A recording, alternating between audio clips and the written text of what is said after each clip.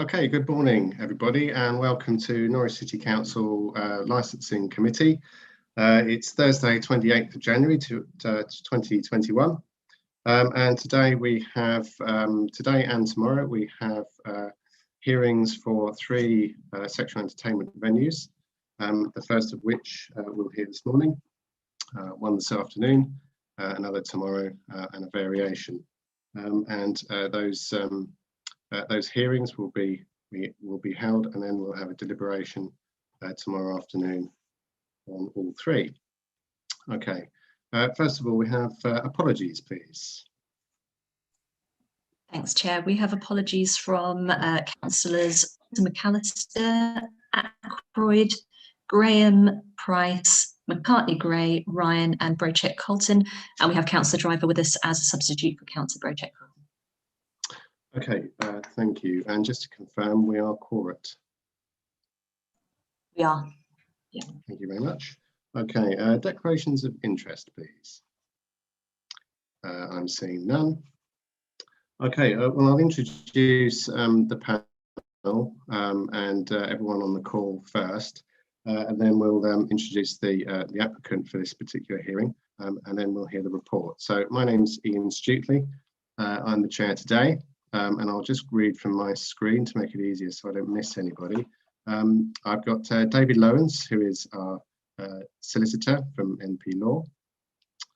We also have Councillor Keith Driver, Councillor Nanette Youssef, Councillor Jacob Huntley, Councillor Kate Oliver, Councillor Adam Giles, and Councillor Marion Maxwell. We have Lucy Palmer, who is our what's the correct term for? I'm the committee officer for this meeting, Chair. Committee officer, thank you. And we have Jordan Hulse, also from NP Law, and Sarah Moss from NP Law. Leonie Berwitz is another committee officer who's helping us with the tech. I think I've got everybody on the call. So I'll ask Simon and Daz to introduce themselves. Daz first, please. Excuse me, good morning. Hi, my name is Daz Crawford. Do you want more? Shall I introduce both of us? Tell us where you're from and okay. Yeah. Okay, my name is Daz Crawford. I'm one of the directors of Sugar and Spice.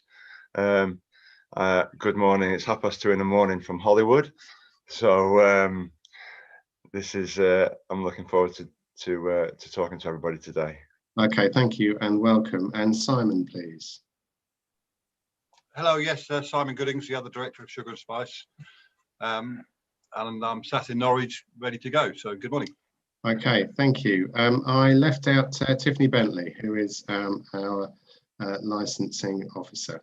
And Tiffany is going to read the report for this one, and I think now is the time to do that, please. Thank you. Thank you. So the application today is for the renewal of a sex establishment licence, Sugar and Spice, 39 Quince of Wales Road in Norwich. Members are asked, in accordance with the delegation of licensing functions contained in the Norwich City Council Sex Establishment Policy Statement, and Schedule 3 of the Local Government Miscellaneous Provisions Act 1982 to consider. Hello, sorry, we've lost Councillor Giles, and there we go, he's back. I'm just plugging my laptop in. If you let us know when you're ready to go ahead, Councillor, because we need everybody on screen, really. Thank you. We'll just pause there momentarily so that we can have make sure that I'll switch mine on at the same time. Okay, thank you. Just before you continue, Tiffany, I did make an omission, and that is public questions and petitions. I understand we have none. Thank you. Okay, Tiffany, if you'd like to start again, that would be probably best. Okay. Members are asked, in accordance with the delegation of licensing functions contained in the Norwich City Council Sex Establishment Policy Statement, Schedule 3 of the Local Government Miscellaneous Provisions Act 1982, to consider the application for the renewal of a sex establishment licence in respect of Sugar and Spice, 39 Prince of Wales Road, Norwich. The recommendation is the members determine the application for a sex establishment licence in respect of the premises, including consideration of the relevant locality. Just skip to the main body of the report. The applicant is Dasmonda Limited, trading as Sugar and Spice. The application seeks the renewal of the sex establishment licence, allowing the premises to operate as a sexual entertainment venue under the existing terms and conditions. Sexual entertainment venue means any premises at which relevant entertainment is provided before a live audience for the financial gain of the organiser or the entertainer.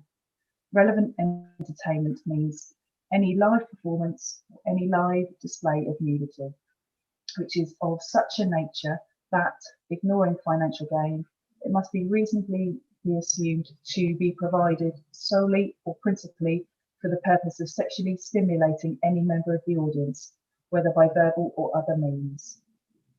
The renewal application was received on the 5th of August 2020 prior to the expiry of the licence. Copy of the application form and other application materials, including the plan of the premises, are attached as Appendix A. Part of the application was requested to be private, so this is attached as Appendix D and exempt from publication.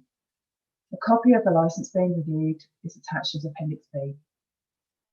The application process requires advertisement of the application at the premises, in a local newspaper and on the council website. Documentation has been provided by the applicants confirming the advertising is taking place in accordance with the requirements.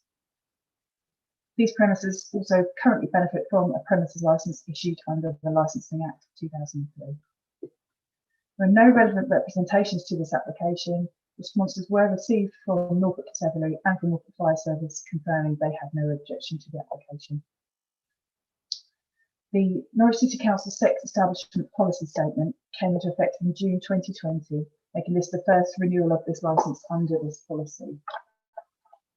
Section 4 of the policy statement acknowledges a concentration of licensed premises in a particular area can result in the potential fear of crime, antisocial behaviour, noise pollution and other disturbance to residents. The policy details the characteristics of a locality the authority will take into account. Location map is attached as Appendix C, and we do have that a link to that live on the website if we need to look at it, because I appreciate that it's in black and white on hard copies of it. So if we need to look at that, we can refer to that in more detail by sharing the screen. As provided for under the provisions of Local Government Miscellaneous Provisions Act 1982, the authority can refuse applications for new or renewed licences where the number of sex establishments in the relevant locality at the time the application is determined is equal to or exceeds the number considered appropriate for that locality. The location of this application premises falls under the inner area designated in the policy statement. Via the policy statement, the authority considers the maximum number of sex establishments in this area should be 2, but will consider each application on its individual merits. There are 3 sex establishment licences for sexual entertainment venues in this area, seeking to renew their existing licences, including the premises that is the subject of this application. Paragraph 12.3c and 12.3d of Schedule 3 of the Act allow appropriate authorities to refuse applications on grounds related to an assessment of the relevant locality. A licence can be refused if either at the time the application is determined the number of sex establishments or sex establishments of a particular kind in the relevant locality is equal to or exceeds the number that the authority considers appropriate for that locality, or that a sex establishment would be inappropriate having regard to the character of the relevant locality, the use to which any premises in the vicinity are put, or the layout, character or condition of the premises. Nil may be the appropriate number. In cases where objections have been received, or if there are concerns regarding the characteristics of the locality, or any other discretionary grounds of refusal exist, including that if the application were granted, then any maximum number of premises in the relevant locality would be exceeded, as detailed in Section 4 of the policy, then the application will be referred to the licensing committee for hearing and determination of the application. The policy states that the authority will, unless there are exceptional reasons, grant licenses for the maximum duration of 1 year. Appeals can be made on permitted grounds to the Magistrates Court within 21 days from the date of notification of the authority's decision. The authority will provide clear reasons for its decisions. Before determining the application, the committee must consider whether the number of sex establishments or sex establishments of a particular kind in the relevant locality at the time the application is made and determined is equal to or exceeds the number which the authority considers is appropriate for that locality.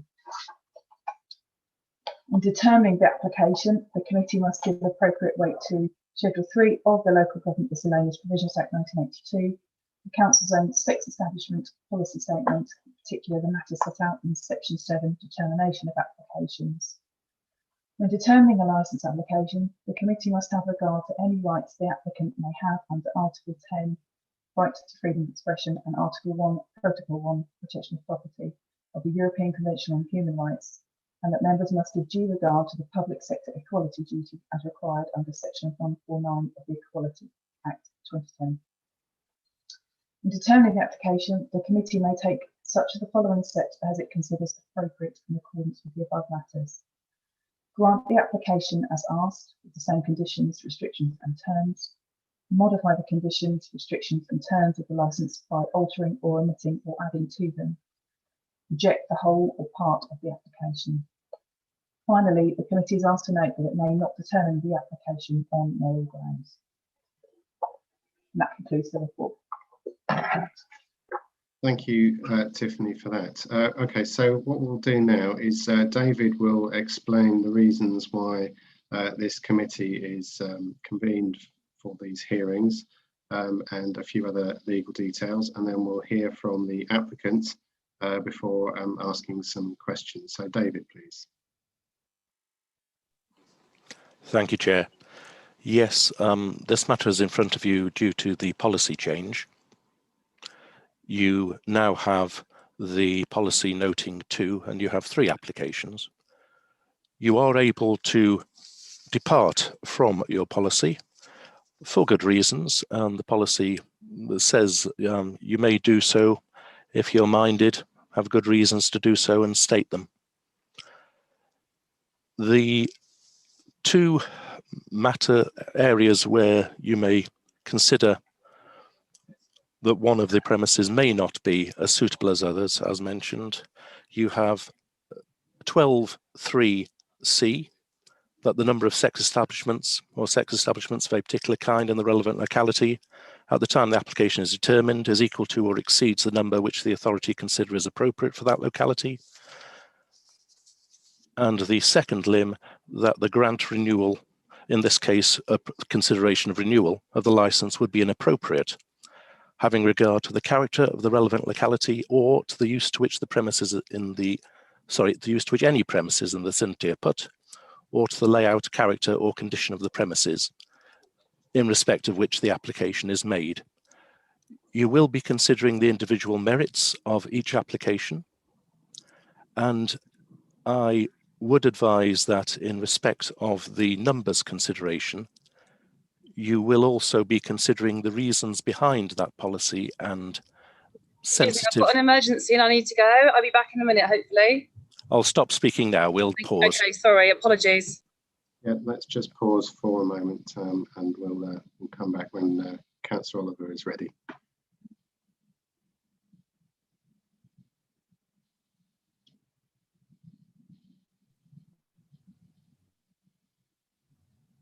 Chair, would you like us to just take a 5-minute break and pop up a meeting? We'll resume shortly slide. I think that would be appropriate. Yes, let's just put that up and we'll go. Leonie, can we pop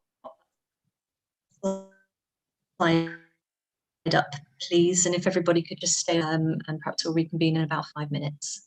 Yeah. While we're I will still be live. I understand. So if everyone can mute themselves. And turn your videos off if you wish to. We'll resume in 5 minutes. Thank you.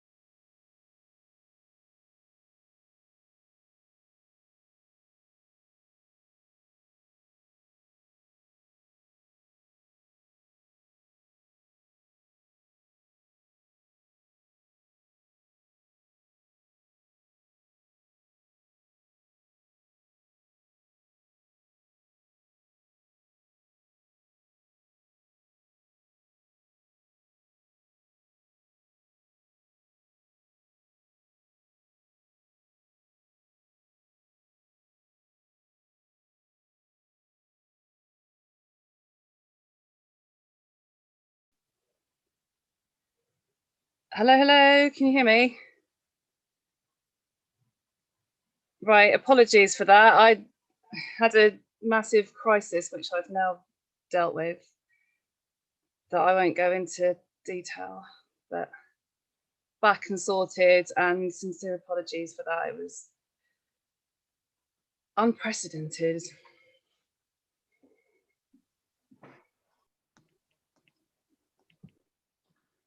Okay, thank you.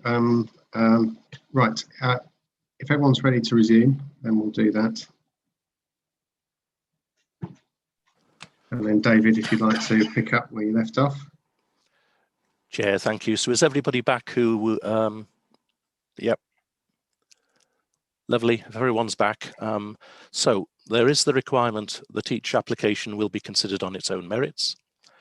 The licensing committee must have regard to your policy as part of your decision-making process, but you're not rigidly bound by it. The committee will hear all 3 applications before making a determination on any. And if committee gives significant weight to the policy regarding proposed numbers, then I believe it will be appropriate for you to consider the sensitive localities that were flagged when that policy was brought in, and as mentioned on, I think it is page 5 of 36 of your published policy. So to confirm, that is schools, nurseries, creches, youth hostels and other similar educational or recreational facilities attended by children. It's a public document. I won't read out every bullet point, but that is the relevant bit I'm thinking of. And I believe that when you're considering individual merits and each individual property and your numbers policy, you will be giving consideration to that location and those proximities and uses. And frankly, that's something for every applicant to bear in mind. I don't believe there's anything further to mention that's not already covered in the report and by Tiffany. So unless there's any extra matter you want covered, Chair, that's it from me at the moment. Okay, thank you very much. And thank you for bearing with us. Councillor Oliver, I hope everything's okay. Good. Okay, so Daz and Simon from Sugar and Spice. I don't know who is going to speak, but you're invited now to give a presentation and talk about your business and your reasons for wanting a renewal, please. So remember to unmute yourselves, and if you're not speaking, mute, please. Thank you. Okay, Councillor. I'm going to be the one speaking at the moment. So let me just start off with introduction. As you already know, there are 2 owners of Sugar and Spice, myself and Simon Goodings, who himself has been involved in the nighttime economy in Norwich for over 30 years, owning bars and nightclubs in Norwich. Also having many years experience managing one of the largest and most successful clubs in the city, which was Mercy. Myself, having also been heavily involved with the Norwich nighttime economy and entertainment for over 25 years, including a period of time as a dancer, performer and striptease artist myself in this industry with a well-known male review show, and perform regular solo shows both in the UK and Europe. During this time, working and experiencing many table dance clubs, finding them all run very, very differently. With that knowledge gained, bringing the best to Sugar and Spice. I'm also an ex-gladiator and currently an actor, appearing in many, as a major character in many popular TV movies and TV shows, such as James Bond, Thor, Blade 2, Marvel's Agents of S.H.I.E.L.D., NCIS, and many more. I'm currently working on a new movie with Chris Evans from Captain America and Ryan Gosling. With this reputation, we believe this is great for the city of Norwich. And the dancers sometimes joke with me that customers come to see me to get an autograph rather than them performing. About us, Sugar and Spice is East Anglia's first and only American-style table dance club, opening in 2010. Our business model from day one was to radically move away from the traditional, dark and seedy, behind closed doors style of gentlemen's club, which automatically had a negative reputation from people who would presume and judge, and sometimes correctly. To do this, we introduced a meticulous training program for performers, along with a modern approach in a well-lit, safe and transparent venue where no one was discriminated against and where customer service is precedent. We offer a whole new class and a unique experience of quality, professional entertainment, and provide a relaxed atmosphere, culminating with a 5-star plus service. We are extremely proud that to date, over 30% of our customer base are female, and it is constantly rising. Sugar and Spice is currently the only table dance club in Norwich that has access for wheelchairs. This has proven to be extremely popular, as we have many disabled customers on a regular basis. The relaxed and ambient atmosphere allows for a chilled experience, whether alone, in a group, or couples. We've even had a wedding reception reserve a VIP area for the whole evening. What is unusual about Sugar and Spice, whereas typical table dance clubs are usually visited by customers on a special occasion, we have many regulars that will frequent the club 4 or 5 times a week, and they use the venue as their local, having just to have a social drink, but not necessarily having any private dances. They just simply come to relax and have fun and enjoy the safe, pleasant atmosphere. The club is run to a highly professional standard with a very strict code of conduct, which isn't just in place and put to one side, it is strictly adhered to. We encourage performers to be involved with the local community as much as possible, and have raised thousands of pounds for breast cancer. The staff and dancers team together for the fun run Race for Life, and we also staged a Fun Girl boxing event, which included many local businesses. We believe the success of Sugar and Spice is down to the ongoing interaction with customers, a strong ethic in professionalism, having a communicative and positive relationship with the police and local council, and close relationships with all staff and performers. We are also a Best Bar non-accredited venue, and also attend Norwich's Late Night Norwich committee meetings, and have been voted the UK's #1 table dance club for the last 4 years. Sugar and Spice employs 10 full and part-time bar staff and waitresses, along with the SIA registered security provided every night. We also provide work for 35 dancer entertainers. Keeping Sugar and Spice in tip-top condition, we have a professional cleaners that come in every day. Sugar and Spice pays around £65,000 corporation tax, £100,000 VAT, and approximately £21,000 in rates each tax year.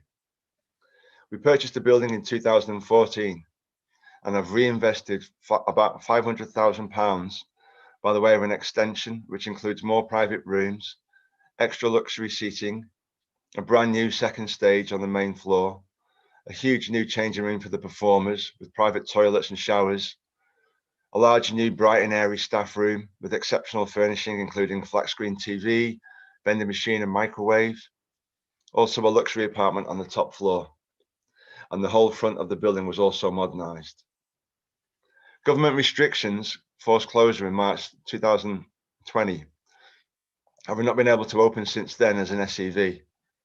We reopened as a bar only in July 20th, 2020. And as we all know, it's been a very, very difficult period for all those involved in the nighttime economy. We have struggled, tweaked and changed our operational methods to try and keep all staff in employment and to make it worthwhile opening. It has been exceptionally difficult for us as our reputation isn't to be known just as a bar. It has been equivalent to opening a brand new bar in the middle of a pandemic with no reputation and imminent government closures along the route. As per government changes, we then had to close November the 4th and reopened again as a bar on December the 3rd until Christmas Eve. We have been forced closed since then. During closure periods, we paid our staff from March 2020 until July 2020 the furlough of 80% wages, plus we added a further 20% to top up to a full wage. From August 2020, all staff have been furloughed during forced closed periods. The performers. Performers start with an application on our website. Once received, performers are intensively interviewed. In usual circumstances, they would come to the club for this. Interviews typically take around 2 hours, sometimes longer. For both beginners and experienced performers, on their first night of induction, before being allowed to work, there is a comprehensive code of conduct to be read in which they are tested on. They are also advised to reread it regularly. Once completed, they are given a full tour of the premises regarding our health and safety procedures. Our experienced current dancers will train and perform for the new applicants, making sure they all operate on the same page. Training in this industry is ongoing, as there's always more to learn. Advice is provided on how to improve and grow as a professional entertainer, performer, and dancer, reaching an extremely high standard. All performers have a second induction around a month after starting, which includes a Q&A from both sides, just to make sure they're settling in. For experienced performers, they will receive adjustment training, as clubs are all run differently. What they may have been allowed to do in other venues, they may not be allowed to do at Sugar and Spice. All performers must be educated on the current local laws, as well as Sugar and Spice rules. Welfare. Performers have access to a representative, a senior dancer at the club, for one-on-one discussions. Our manageress is also available for consultation should they have concerns, issues, or personal problems. Group meetings, general group meetings are monthly, where all staff and performers are encouraged to attend. This gives them an opportunity to bring up any issues, ideas, or concerns that they may have. As previously mentioned, all staff and performers have access to wash and shower facilities and a huge modern staff room to relax in. As per our code of conduct, alcohol is allowed whilst working. This is to be consumed in moderation, which is monitored. Security. For safety and security, Sugar and Spice has an advanced CCTV security system with 64 cameras covering the whole of the club, keeping records for 31 days. There are cameras in every private booth. There are also telephones in each private booth linking to the bar. There are also panic buttons placed in private dance areas for emergencies. Cameras are monitored by SAA registered door supervisors, Sugar and Spice staff, and management from various access points, including the main entrance, reception, behind the bar, remotely, and in our main office. We have a Challenge 25 procedure in place. Anyone appearing to be under this age will be asked for photographic ID. We use the ScanNet checking system, a system that checks whether IDs are not fake and records the details.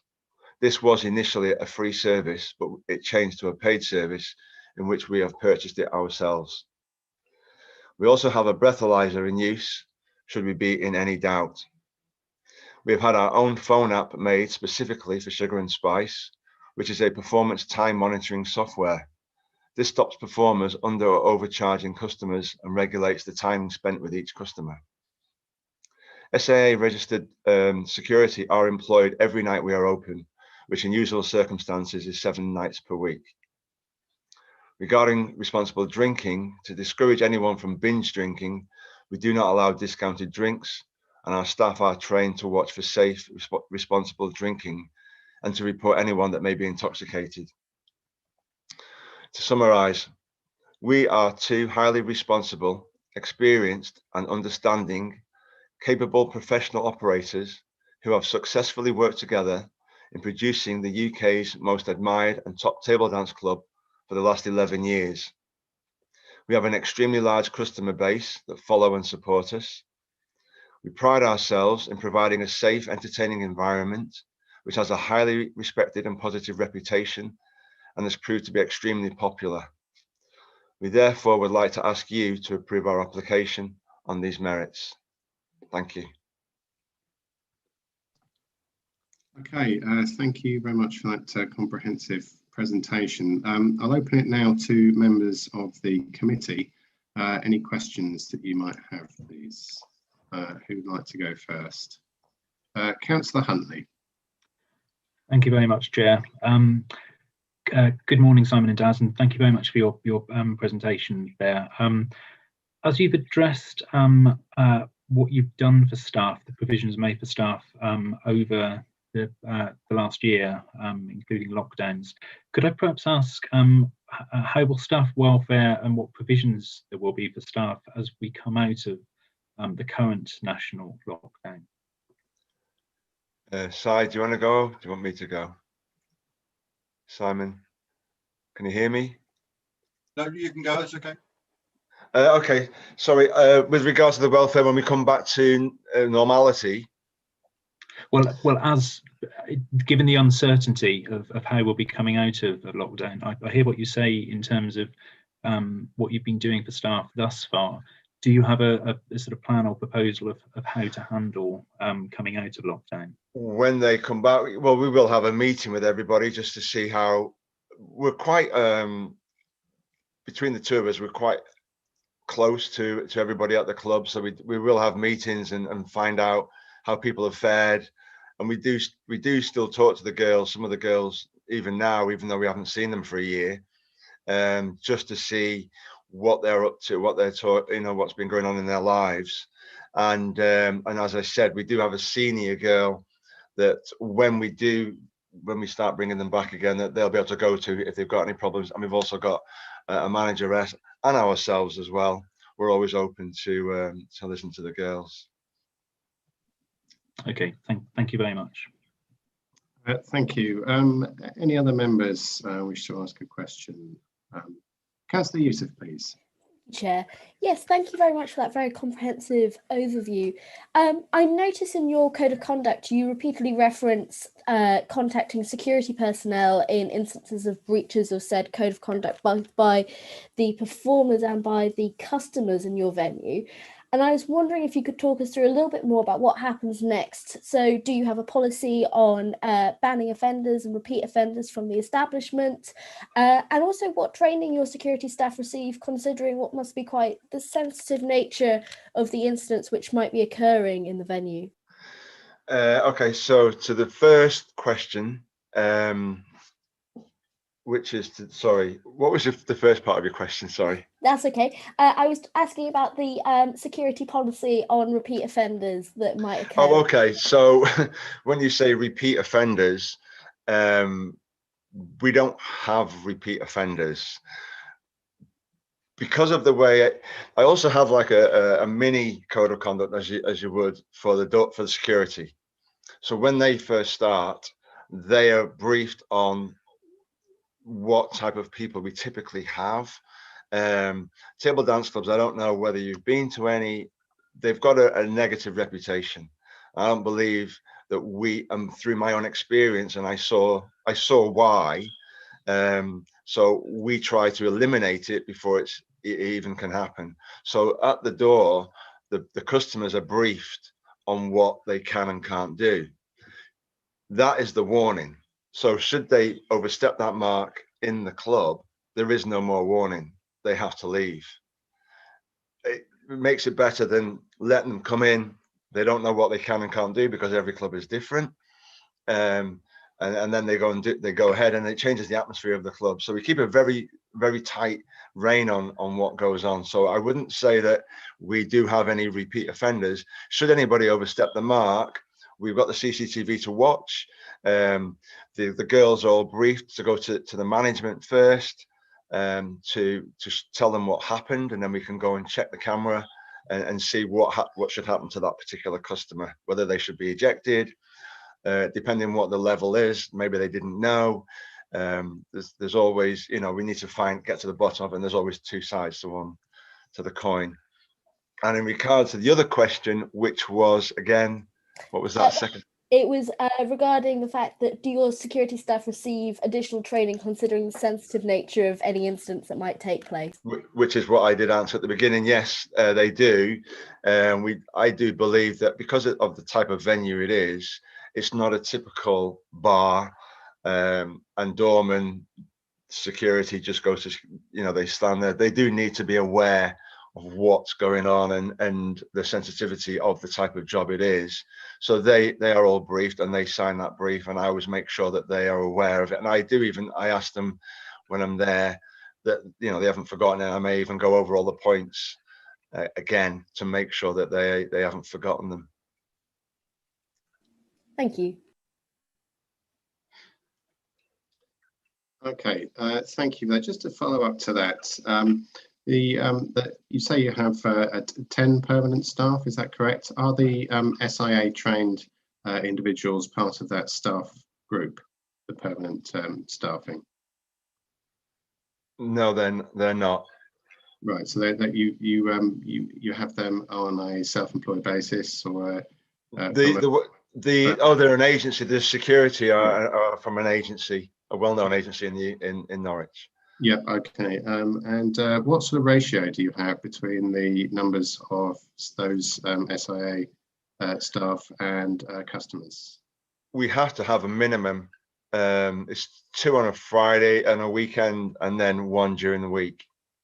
Okay. And how many customers typically would represent a busy night? Okay, so during the week it can vary. We may have 5 customers throughout the night. We may have 15 customers throughout the night. Table dance clubs aren't heavily populated like nightclubs. You know, it's seated all the time, pretty much all the time. So, you know, you can go through the night and like I say, there can be less than 10 people in the door throughout the night. And on a weekend, it is busier, it's a different footfall. But besides our own security guys, there are other, you know, because we are linked together if there's any problems. But in the 11 years we've been around, I know we need to be prepared, but we just don't have those type of customers. It's a very, very relaxed atmosphere when you walk into the venue. Okay, thank you. Councillor Driver, please. Yeah, thank you, Chair. There's a couple of questions. Can I ask, is there any cooperation with the other sex establishments in Norwich if they actually eject someone from their establishment? Do you actually know before they arrive at yours to try and get in? Is there any information linked between the three on you? And 2, you say you have wheelchair customers, which I think is a fantastic thing. But is there anything done for the carers? Are carers allowed in? Or do you look after them separately so they don't have to pay and stuff? Could I ask about that bit as well? Yeah, of course you can. So with your first question, because if the other club is linked to ScanNet, then we would find out if they've been ejected, as in with any other venue that's linked together. Unfortunately, there's no other way. But Norwich isn't a big city, and can I jump in there? Yeah. Sorry, with regard to communication, we use the alert radio scheme. Yeah. But that only gives us information from the other pubs that are using it. And the other strip clubs don't use the alert scheme, just us and a few of the venues like Stadia, Cecilia's, across the road at Truth. So that's how we get communication. Okay, thank you. Okay. And in regards to the for disabled people, yeah, we made some changes in the club for wheelchair. So all our chairs around the stage are bolted to the floor. There are chairs at the end of the stage that are removable, so wheelchair access, so a customer can sit next to the stage. The carers are 100% welcome, and they come in, and a lot of times they come in with the person anyway. So and we don't charge. No, there is no charge. So yeah, we're very open and very transparent in everything that we do. And we think it's fair that why shouldn't anybody get an opportunity to experience Sugar and Spice? Thank you. Brilliant. Okay, thank you for that. Any further questions? Councillor Giles, please. Thanks, Chair, and thanks for the presentation, Daz. With regards to the number of staff you have on to monitor the number of security guards in the week, if you only have one self-employed officer at any one time, how can that officer be outside the venue and monitoring the booths inside the venue at the same time? Okay, so there isn't only just one person monitoring it. Where he stands, there is a TV, and they can monitor what's going on in the club and in the private booth. So he's always got access to it. And as I mentioned, there are panic buttons downstairs. Because, you know, again, Norwich is very small, and we typically get to a lot of regulars, and so it's very rare for us to have any problems. But should there be, the security can see the private booths from where he's standing at all times. Okay, and for those clients that do breach the rules, do you keep a logbook of those for future reference? We don't, but like I say, it's very, very rare. It's extremely rare for people to break rules. We're very meticulous at the front door.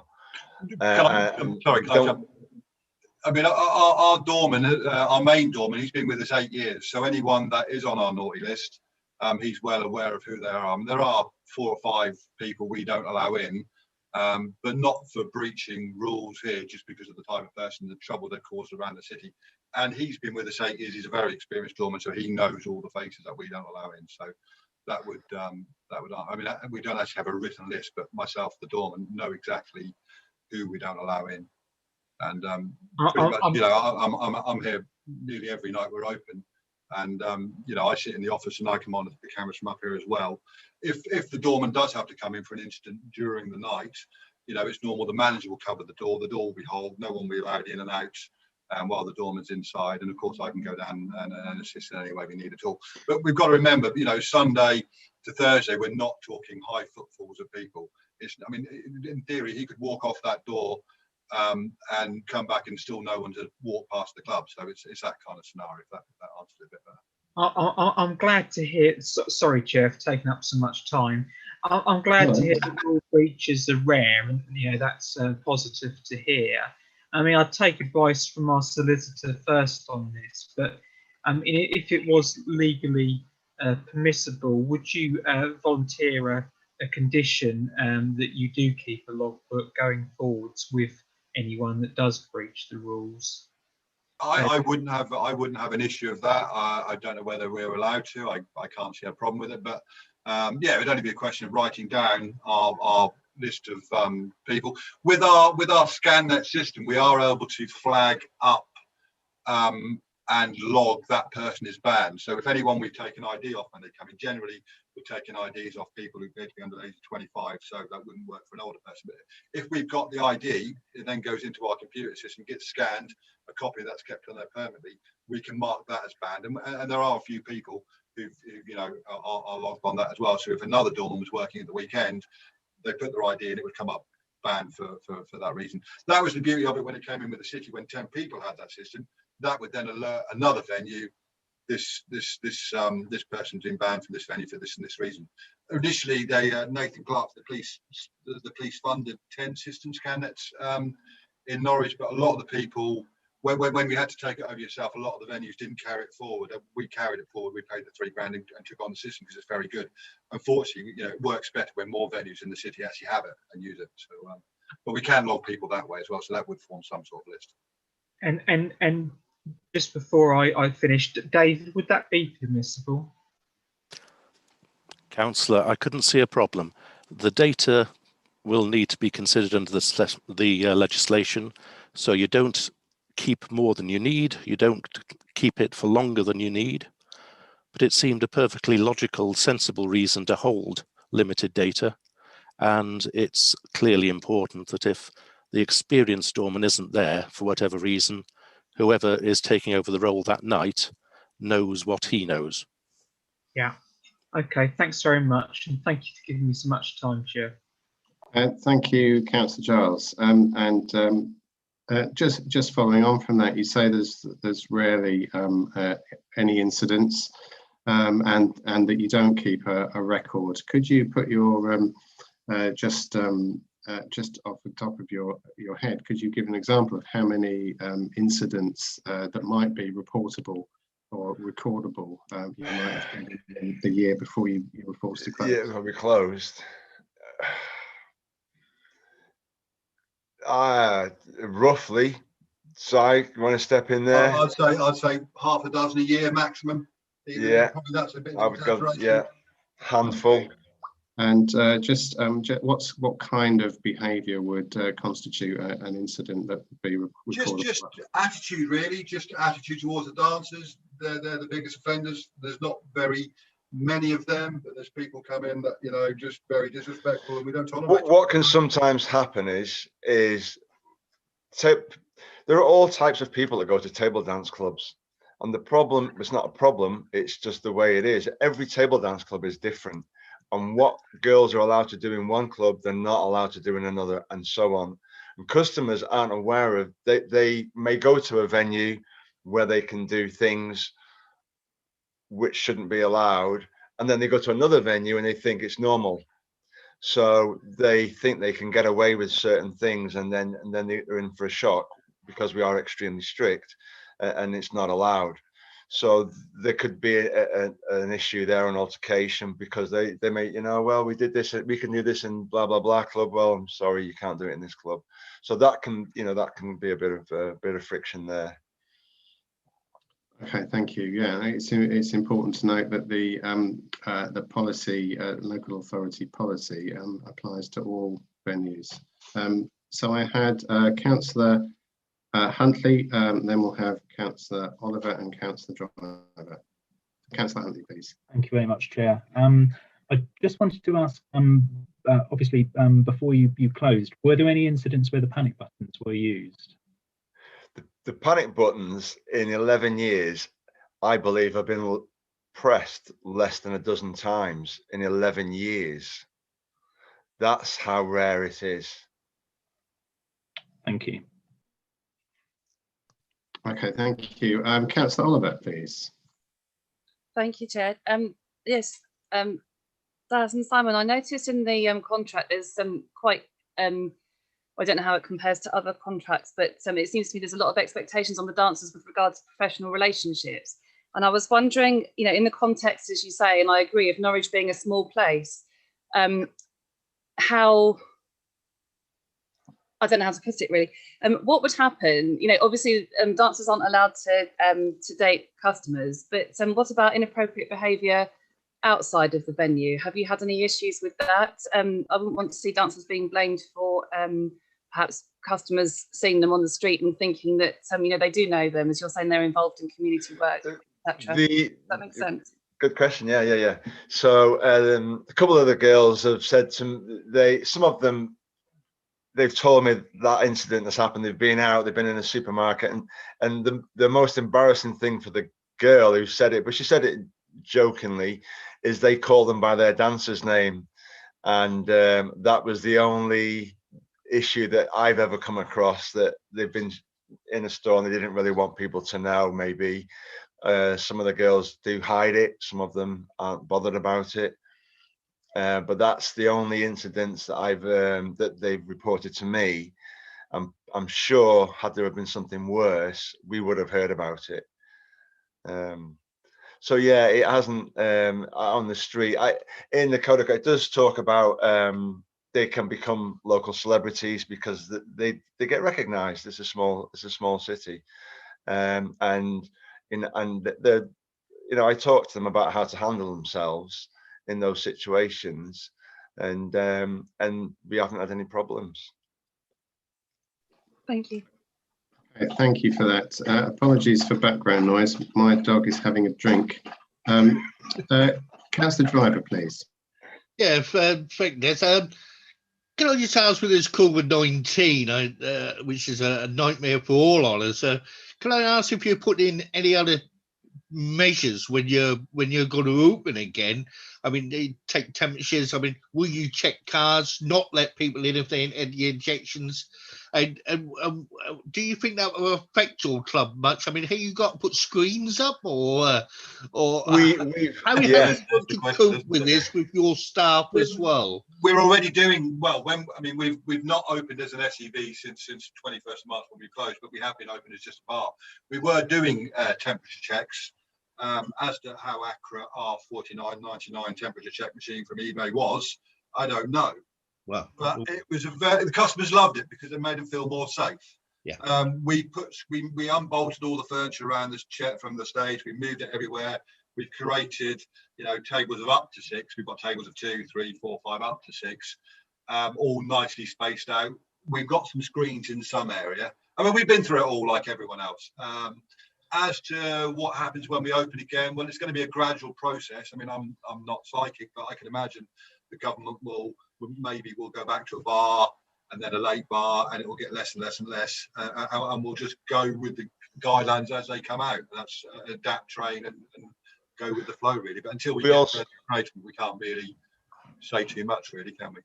We also have, Simon, what's the company that comes in to decontaminate us every month? EnviroSafe. Yeah, we've had the EnviroSafe come out in the little hazmat suit, spraying the venue once a month. They sprayed it. Yeah, that last. Yeah, we did that. And what support would you give to your staff if anyone would catch it? I mean, you wouldn't just get rid of them, would you? Oh, no. We actually, when we opened as a bar, we took on some of the dancers that that hadn't got jobs, were needing work. So we took on as many as we could. We obviously can't employ all of them, but we've rather than go and put adverts on Indeed for new staff, we offered bar work to the dancers first, and three of them have taken that up. So and we try to split the shifts up equally as much as we can. I mean, it's difficult because sometimes to start with, we were opening until 4 o'clock in the morning. Then obviously the 10 o'clock curfew came in, and then we were trying to open up at 4 o'clock in the afternoon, and we'd still put the same staff on. We'd still lose loads of money paying the staff, but it gave them some money, it gave them some work. We're losing, but it's okay. We've been here 10 years. We've had 10 good years. We'll take this year as it is what it is. And also, some of them had a few sort of mental health issues, sitting at home all day. One girl in particular. So that was, we took her on just to give her a change of scenery, and that really helped. So we're doing what we can. There's only so much we can do, but we're trying to do what we can. So. Thank you. Yeah, thank you for that. And following up from that, I was going to ask about the support that you've given to the self-employed dancers. First of all, just how many dancers, regular dancers you had before the lockdown kicked in, and what sort of support you've given them, whether you've given them advice on how to claim the appropriate benefits, and how many you expect to retain when hopefully the whole licensed industry is able to open again. Yeah, I expect to retain most of them. I've probably done 8 or 9 job reference requests for them. Obviously, we're straight on that. Some of them we've taken back as bar staff, like I just said, and we're in touch regularly with them. We've got our own private Facebook group where we communicate with them. And we've just made it quite clear, we're here if they need anything. They're all okay. Some of them come into a dance now and then, practice, but then they have to stop because of the government rules.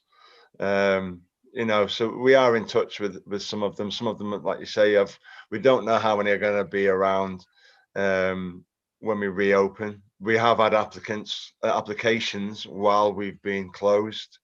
So there are new girls waiting to work should we lose, the older girls. So like Simon said, there's only so much we can do, but I do believe that we are very hands-on, and come to us if you need to talk to us. Okay, thank you. While you were speaking, I saw first of all, I saw Councillor Youssef and I think Councillor Maxwell. So we'll have Councillor Youssef, please. First. Thank you, Chair. Yeah, if I could just bring everybody's attention to page 4 of the Code of Conduct. It's a question leading on from Councillor Oliver's question, which is again regarding the behaviour outside the club. I notice that it's written, your professional conduct outside the club is also very important in maintaining the club's image and popularity, and that any activity or behaviour that affects our reputation will result in immediate exclusion from this venue. I was just wondering if you could tell us a little bit more about that point. I mean, to me, it suggests potentially a slight incursion on your staff's private lives when they're outside their place of employment. I'd just like to hear your response to that. Okay, yeah. This industry, there are a lot of dancers that apply to be dancers, and at one end of the spectrum, you'll have applicants that will come in very nice, abide by the rules, and be brilliant performers and train and be very keen. At the other end of the spectrum, you've got girls that will attempt to come in, work and take money from customers, charge the wrong prices, break the rules, and attempt to do things that they shouldn't be doing. And this goes on, I'm telling you right now, this goes on in the UK in a lot of clubs. Things that, when you hear about negative reputations of table dance clubs, some of these clubs allow it. And I know some of these clubs that allow it. And the problem with that is all the dancers are under one umbrella. And the good girls are getting tarred by the bad girls. So what I've done is included in that code of conduct is basically what they do get up to. They are local celebrities in Norwich. And what they get up to does reflect on us. And if they're doing things that they shouldn't be doing and breaking the law, being naughty, that most people just go, oh, that's a Sugar and Spice girl. They don't know who the girl is. It's not individual. And so we're obviously very passionate about our business, and we want to protect our business, and we don't want any girls that are going to bring our club into disrepute. And that's why that line is in there. It is to let them know that should they do something that they shouldn't be up to and they get caught, then they're not going to be allowed to work back at Sugar and Spice again. No. Okay, thank you for that. I don't know, may I suggest that perhaps rather than good girls and bad girls, there might be bad venues and good venues? Well, yes, great. That it's the venue allowing the behaviour. Yes, perfect. Yeah, it's about the venue allowing that kind of thing to go on. Can I just come in there, Ian? Yeah, can I ask, would you have any objections for the girls to join a union so they had someone to support if they thought that was wrong? Just to flag, we're a little bit off the point. Up to yourselves, councillors, but questions on unions are... Well, no, I was just thinking about support for the girls in their industry so they don't get taken for a ride by their elders. I think that if as with you have SIA doorman registered, if a doorman misbehaves, punches a customer, he loses his SIA badge. Yeah, I understand that. But believe me, yeah, dancers should be licensed. I mean, you know, if a dancer got had a code of conduct terminated here for breaching the rules, she can literally drive to the next venue and start work there that night. And I disagree with that completely. So I would welcome that. As to whether it can be done, I don't know, but I would welcome that. Okay, thank you. Okay, thank you. Well, I think David is right about the sort of tangent of that question. I think maybe if the self-employed performers were unionised, I guess their unions could have helped them through a difficult period as we've had. So there is some relevance to it. Okay. Any other questions, please? Have I missed anybody? Oh yes. Sorry, Councillor Maxwell. Thank you for waiting. Thank you for this. This is not a trick question, but do you rely on the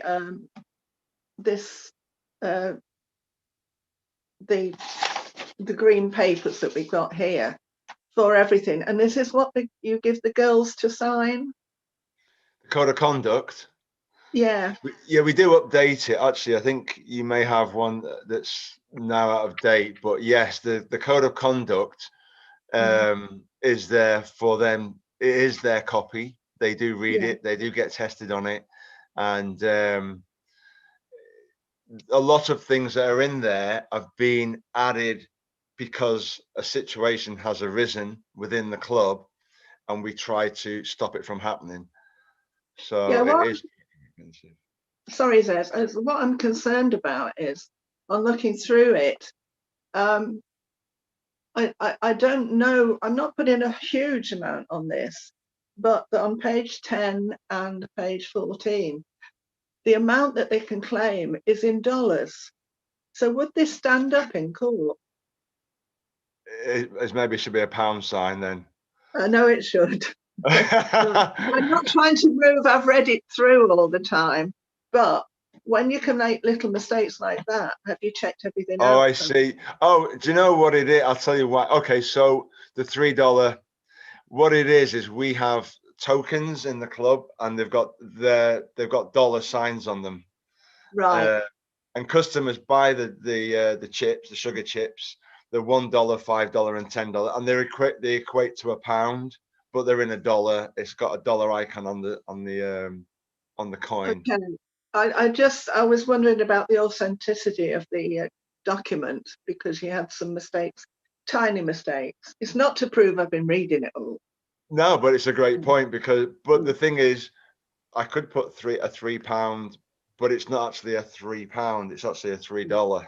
I don't think it's set up as a legal document. It's you know, it's our policy, our guidelines, our rules for the staff here. It's not really. So you don't use this as a legal document? No, there's legal document in regards to that the girls, as part of our SEB, have to sign a code of conduct and that's part of our conditions SEB. So that's the only legal side of it. It's not a legal document. No, in that respect. Yeah. Okay, thank you. I've seen Jake, but we'll Councillor Huntley, but we'll have David Lowens first, please. Probably a really quick point, Chair. Daz just mentioned it may be out of date. If it is, I think you need to know. If it isn't, I think you need to know. So if that could be checked, that would be handy. This code of conduct was submitted when we put our application in September. Right. So when the application went in, this was the current one.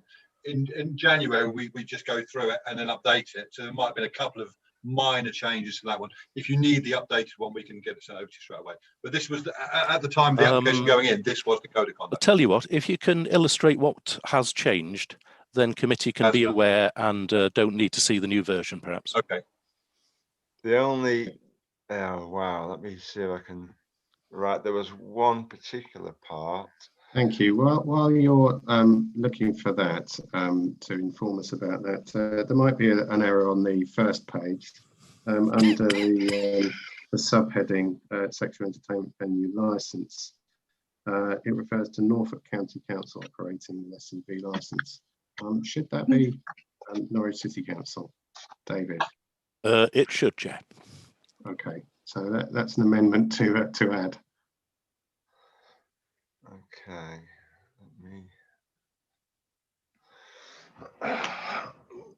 Okay, we'll give you a few minutes to look that and come back to that point, just so that we can keep going and keep to time. Yes. I'll ask Councillor Huntley to ask a question. Hopefully you can do both at the same time, and then we'll come back to that one. Thank you very much, Chair.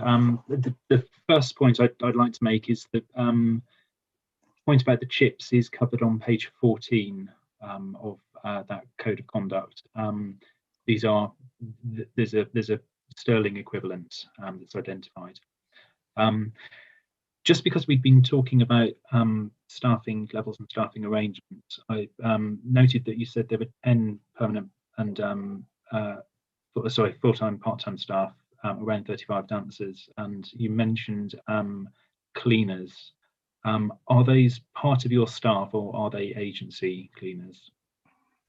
They're all part of our staff, with the exception to the security. They come through Regency Security, very big firm. They do most of Norwich and all over the UK. So all the bar staff cleaners part of our firm, and all the security agency. Thank you for clarifying that, Simon. were they part of the furlough scheme in the same way?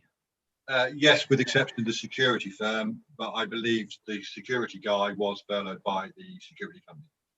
Yeah, I understand. Thank you.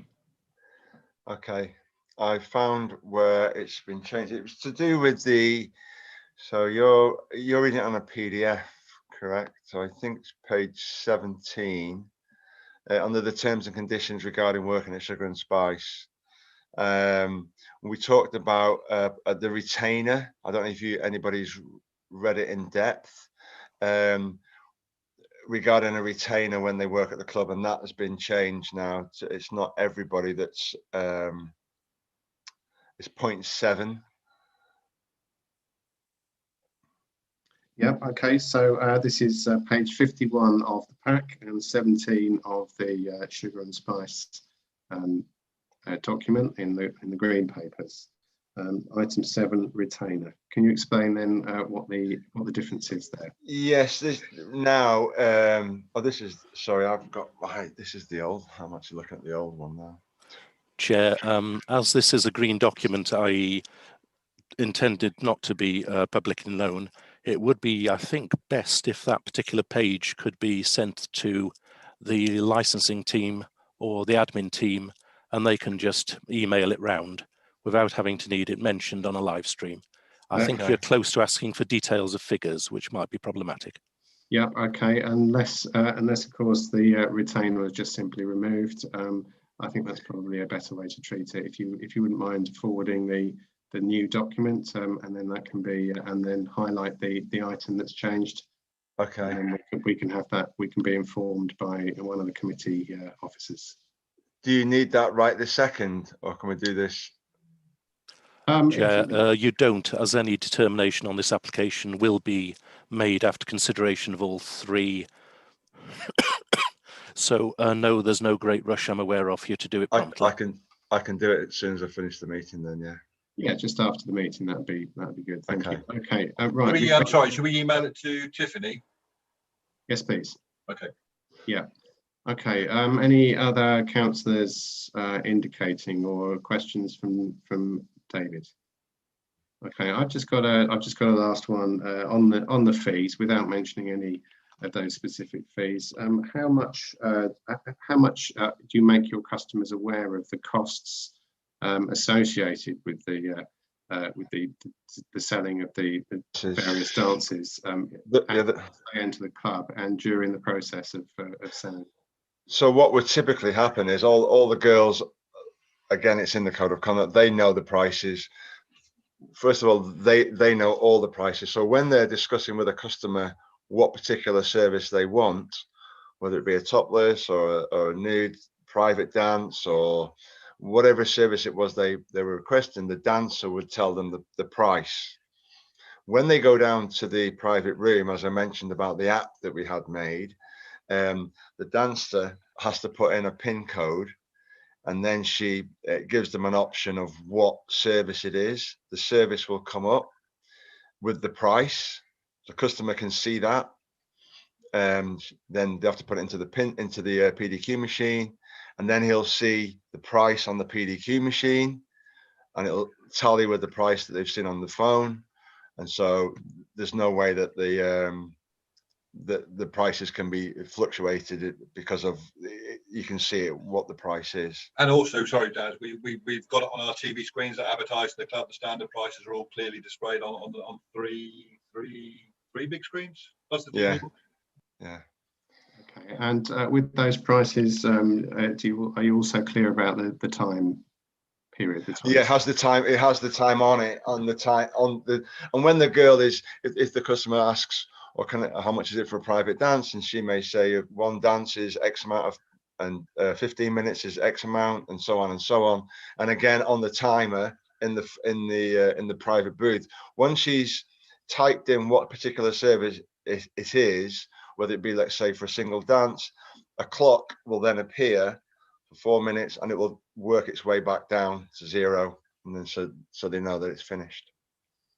Okay, thank you. And I was also interested on that same page 17, for the benefit of members of the committee, without mentioning any of the figures specifically, the house fee and commission can vary depending on the earnings of your No, the dancer. commission's always, well, yeah, commission's the same unless they earn a certain amount less. in a category. Yeah, I just wondered in a typical setting pre-COVID whether there was whether a dancer on a shift would be likely to come under that the top level that you mentioned in how often It depends what day of the week it is.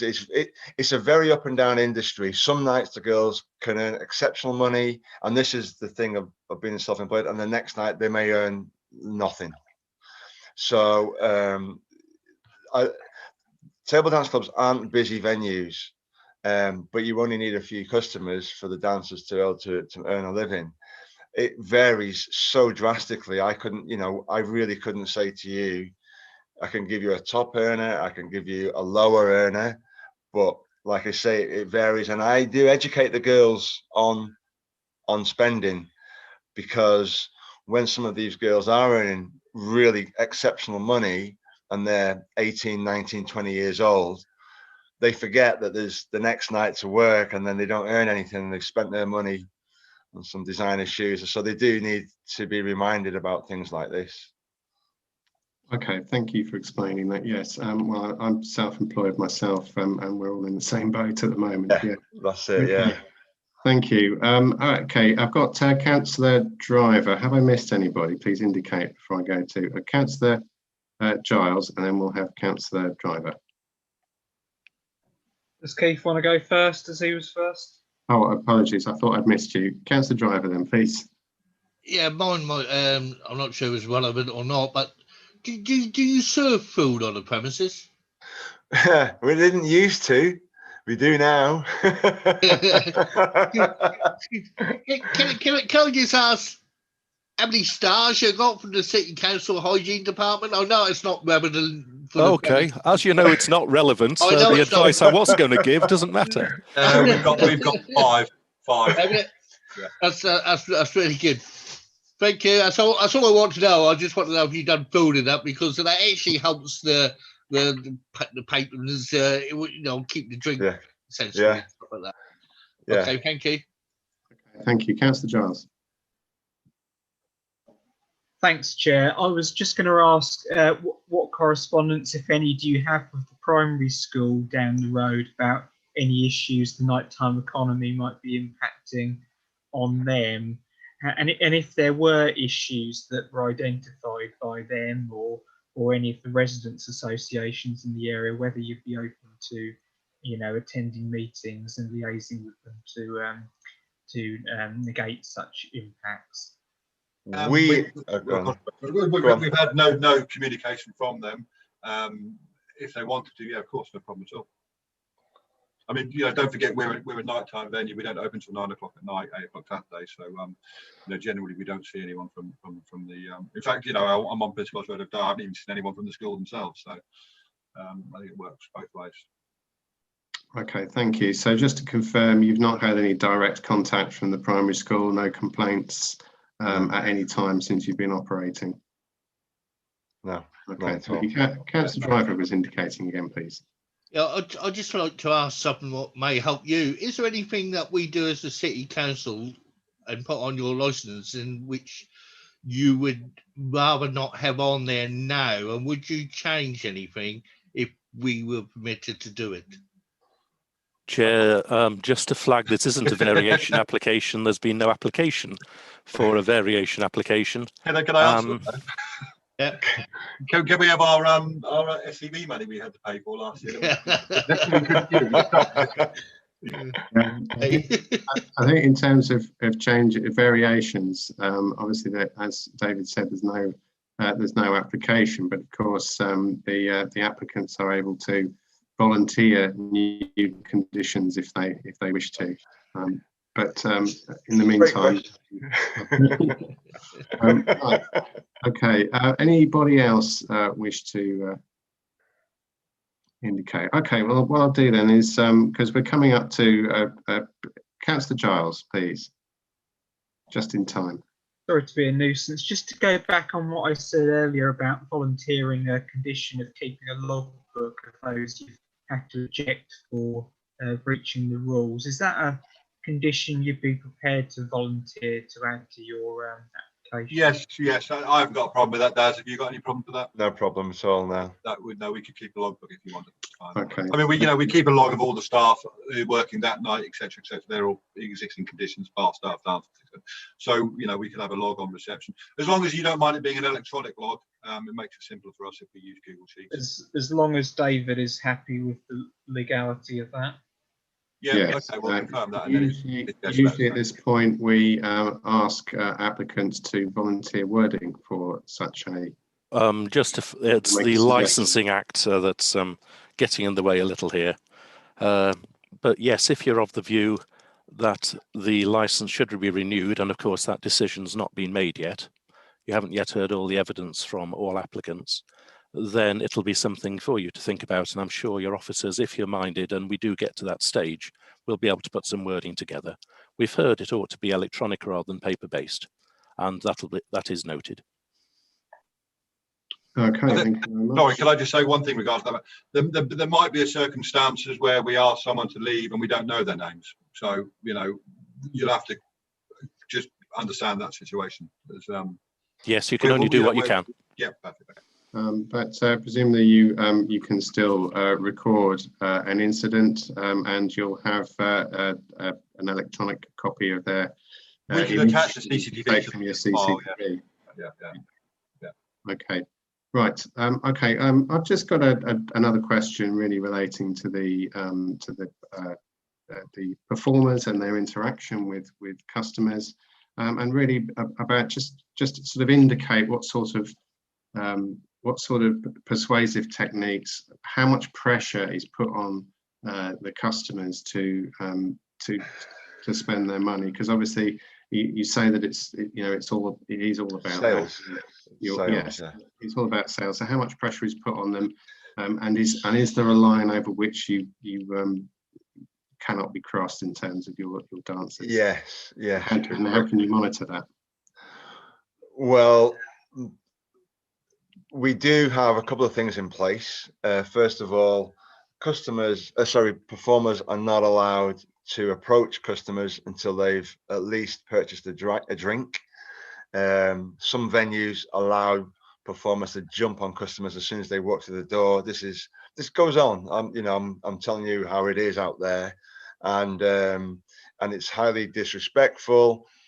Some customers like it, believe it or not, being hounded by dancers. We don't allow it. The thing is, because the code of conduct is so in depth, most 99% of the girls are on the right page, and very, very quickly, if somebody stands out, if they're pressuring a customer, it's not a loud venue, you can hear, and if a customer complains, then we've got something. If they don't complain, typically the other dancers or the other bar staff, waitresses will overhear, and we do find out very, very quickly if there's something that shouldn't be going on is going on, and the girls are pressuring the customer. Normally if a customer says no, then that's it, no, and the girl must walk away. And it doesn't typically work like that. A girl won't just walk up to a customer and say, do you want to dance? I do help them on how to be with people, and they're all from, like I said, we get teachers, mums, dads, students, electricians, plumbers, we have everybody. So you can't talk the same to everybody, and you have to adapt and have an approach. And we allow girls to spend up to 10 minutes with a customer. If after that time the customer isn't wanting to dance or is not interested, then the girl must move away. Okay, thank you for that explanation. Right, I'm not seeing any more indications from members. Yes, I am. I've got one, and it's Councillor Driver again, please. Can I just ask sort of a follow-up there? Is there any hope for the people who use the premises, like I've brought this up before the meeting, like in gambling, that they spend too much money and get into trouble? Is there any do you get someone who's coming in and you think they could be in trouble with money? Would there be any support or help, or is it nothing that you would go into? Yeah, I don't think we've not come across somebody who's come in and complained that they've spent all their money or they're gambler or they're addicted. That's never really been an issue for us. I don't know about anybody else, but we've never come across that. How would you treat that if that did occur, or if you? You wouldn't know at first, would you? Because if they were coming in as regular customers, like we do have a lot of regular customers, we wouldn't know, and we'd only find out from hearsay, or maybe a month or X amount of time down the line when the person comes in and tells us, I'm addicted. And then maybe we have to sit down with them and talk to them and say exactly what it is, what the problem is, and whether we would allow them to come back in again or restrict them to coming in less, or restrict them rather on the amount of money that they spend. Sorry, we did have a guy came in with his autistic brother once, and there was concerns. I don't know if you knew about that, that the autistic guy was spending too much money, so we didn't allow him to use his debit card while he was in the club. That was just a one-off incident, one night, and that's what we instantly put that into place. So the dancers couldn't badger him, couldn't have him for private dances, wasn't allowed to use his debit card, so he wasn't in danger of spending. So you acted on it straight away. Yeah. That was the only one incident I can remember that might, fit this criteria. Thank you. Okay, so you could have in place some spending limits if it was necessary. Yeah, we do it again as well. When the girls are downstairs having the private dances, the girls are aware that if a customer wants to go again and again and again, and they've been drinking a lot, then she will call down and ask for the manager to come in, or myself or Simon, whoever's there, and we'll come and have a chat with the customer, and we'll figure out and see where they're at and whether they are too drunk. We may say no, you can't have any more, or say yeah, you can have one more, then that's it, or maybe come, go upstairs and just relax. Maybe I'll give them water. So we are on it with regards to customers that are not overspending, because we don't want them to. We want them to come back, so we don't want them to have a bad experience of remembering that they overspent. Okay, thank you. David, please. Just a final, at least I hope so, from me. I flagged page 5 of the SCV policy at the start, and it's completely up to the applicant. And there has been a small amount of discussion on the local school. But again, I flag that I'm expecting committee to have to consider its numbers policy on close of all 3 applications. The numbers policy has page 5 as in taking account of the density and proximity of certain uses. And I think this is the point where if the applicant wishes to say anything as to those densities or proximities and their own premises, it's appropriate to do so. Thank you, David. Yes, I was going to close by inviting the applicant to have a final opportunity to talk about their application. This is a good opportunity, therefore, to address that question. And anything else you'd like. We still have a few minutes because we started a bit late and had a short break. So please go ahead. Okay, Si, do you want to do this? Or where is he? With regard to sorry, I don't quite understand the question. With regards to the school down the road. No, it was a bit wider than that. As you know, we've got a new numbers policy. Yes. It's public, and the statement of licensing policy on page 5 mentions logically sensitive locations. So if committee will have to give regard to the numbers policy. It may decide not to follow it, but part of that consideration, I think, will be a consideration of the factors that were behind it being brought in. And logically, the density and proximity of certain uses, as flagged on page 5 of 36 of the SCV policy, and I'm happy to name them, will be considered. So you've got schools, nurseries, creches, youth hostels, other similar educational or recreational facilities attended by children, parks and children's play areas, residential and sheltered accommodation, religious and community buildings, alcohol or entertainment licensed premises, other retail units and their uses. You don't have to make any comments. I'm just flagging that you may wish to. I mean, you know, we've been here since 2010. I'm not sure when the school opened, but it was long after us. So, you know, when we first opened, it wasn't here. We're a very, very long way away from that school. And I think the biggest point for me to say is we're a nighttime venue. You know, as an SEV operator, there's no way we will ever open when that school was open. When the school, you know, during daytime hours, we will only open from 8 o'clock in the evening onwards. So that's really all I can say. Daz, is there anything you want to add to that? No, I like I say, you know, we've been there for 11 years. We've never had, we've just never had anybody come to us with anything. So I just don't know. We open at, you know, 9 o'clock in the evening. Is anybody at creche or primary school or at that time in the night time? Are there any children out at that time of night? It's not a question I'll be raising specific to you. I will hopefully remember to raise it to all 3 applicants. Right. Okay. Yes. I think, Charlie, I mean, also during the day, the front of our building, you know, we've kept to the regs, so it doesn't look like there's nothing untoward advertised on the front of the building, so it's very plain. I don't know, we tidied it up a few years ago. You might have seen it. So yeah, no, I mean, you know, from a SEV point of view, we don't open during the day. That's it. When no one's out advertising, etc., etc., etc. So, you know, we just close during the day, 9 o'clock at night, 8 o'clock Saturdays.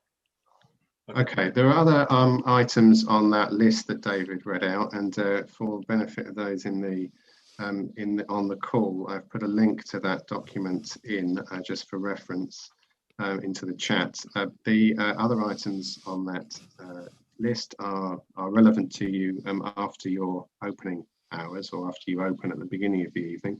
Can you comment in relation to those? Any comment in relation to those as units and collectively, and any problems that you've encountered, please, and how you mitigate those issues? So when we open, sorry, so when we open? Yes, you've mentioned very clearly that you don't operate during any school time, so there's no clashes with that, but there are other venues on that list that your opening times do correspond with, and you know, that list is all relevant. If I'm correct in understanding what David was saying, so can you just respond in relation to those other venues? Name some of the other businesses or things that are on that list other than schools? I recommend consideration given to proximity, i.e. how close any of these are to yourself, and then logically you'll also go on to say your views of the effects. And as you've done with the school, it's shut at the same time and you haven't heard from them about any complaint. You may have the similar views, or up to you as to those other matters. What were the other things on the list other than schools? Sure. You know the area better than I do, but nurseries, creches. Sharing my screen. Good, excellent. Best way. There it is. I think I'll just shut down the other items. Okay, no, I've just seen that list. I think, can you still hear me or not? We've had no problems in any shape or form in the last 10 years with anyone bringing us anything. We had a resident once round the back that was complaining when the girls left, they were too noisy. We dealt with that by moving the girls now leave by the front of Principal's Road. So, I mean, we work alongside everyone. So if there's an issue, we'll deal with it, but I'm unaware of anything. Okay, thank you. Right, I think we're coming towards the end of our hour and a half. There was a little bit of an overrun allowed because of the delays at the start. Would you like to make any closing comments? It's optional, and it's up to you.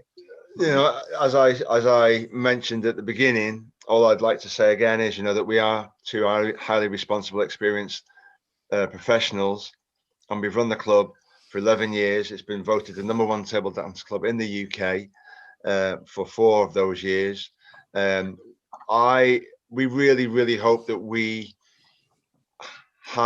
tried to eliminate the negativity that is attached to this type of industry in what we've produced, and we believe in the success that we've got from that has come from the way that we run the business, and hopefully that we'll be able to carry on again in the future. And I'd like to thank you all for listening to our application.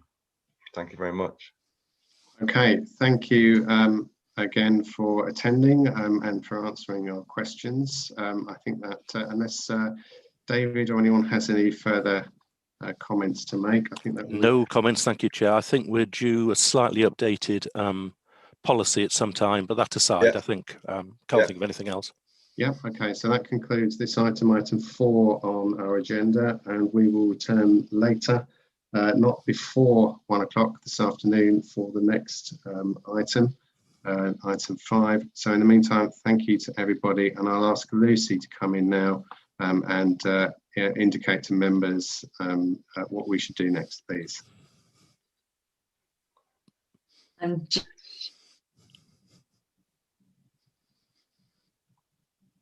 Unfortunately, we can't hear you. Just to move into the next item later. Oh, sorry, my internet is. Yeah, you're breaking up a bit. So we'll ask the very good today for this item to leave. I believe we'll do that first, and then members should continue to stay logged in. Will you log us out? Do I have to log myself out, or will you log me out? Or we can just leave. If you just leave the meeting, just to make sure, because if I remove you, then. Oh yeah, found it. Okay, thank you. Bye okay, thank you. Bye bye. Thanks again. A lot. Thank you. Good night. Okay. We are still being live streamed, so can I suggest? And unfortunately, we're not hearing you. Cameras off. We only will pop. Breaking up. Let me pop something in the chat for you. Hang on. Yeah, okay. I think probably we should probably mute our microphones and turn our cameras off and return approximately 1 o'clock. And then we'll hear item number 5. But first of all, let's wait for Lucy to. Do we have to mute in, or do we have to log back in again? I think we can stay logged in. Just turn your video and microphone off. Okay. Yep. Okay, and we'll have a slide to indicate that the meeting is temporarily adjourned. Okay, so we'll come back at 1 o'clock. Thank you. See you then. Thank you.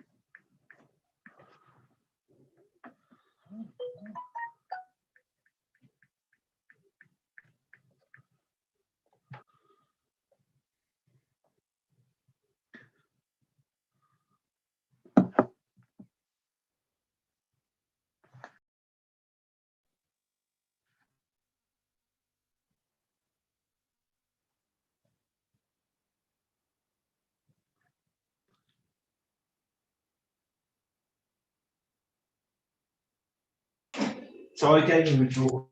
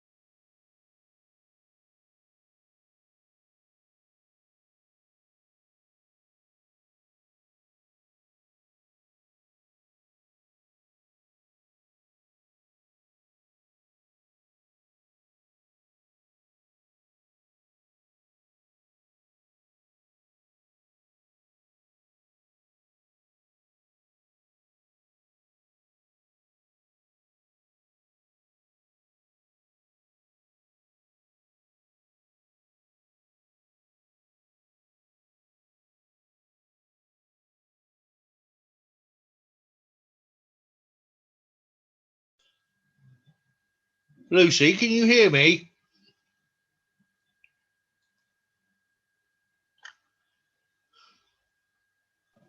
I think we're live, Keith.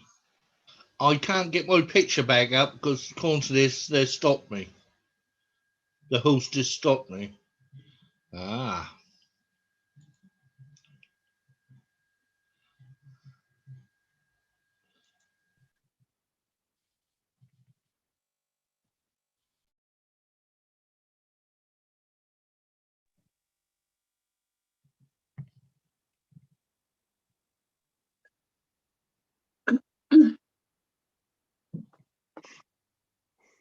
Hello, welcome back.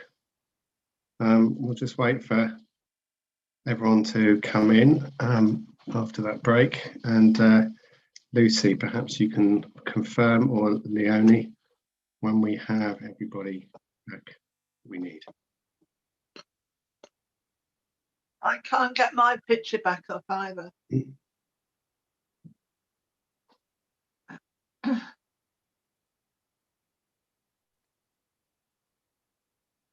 Okay, we can see you now, Councillor Maxwell. Yeah, got it. Thank you. Yep. Okay. Now, do we have everybody? Looks like we do. Councillor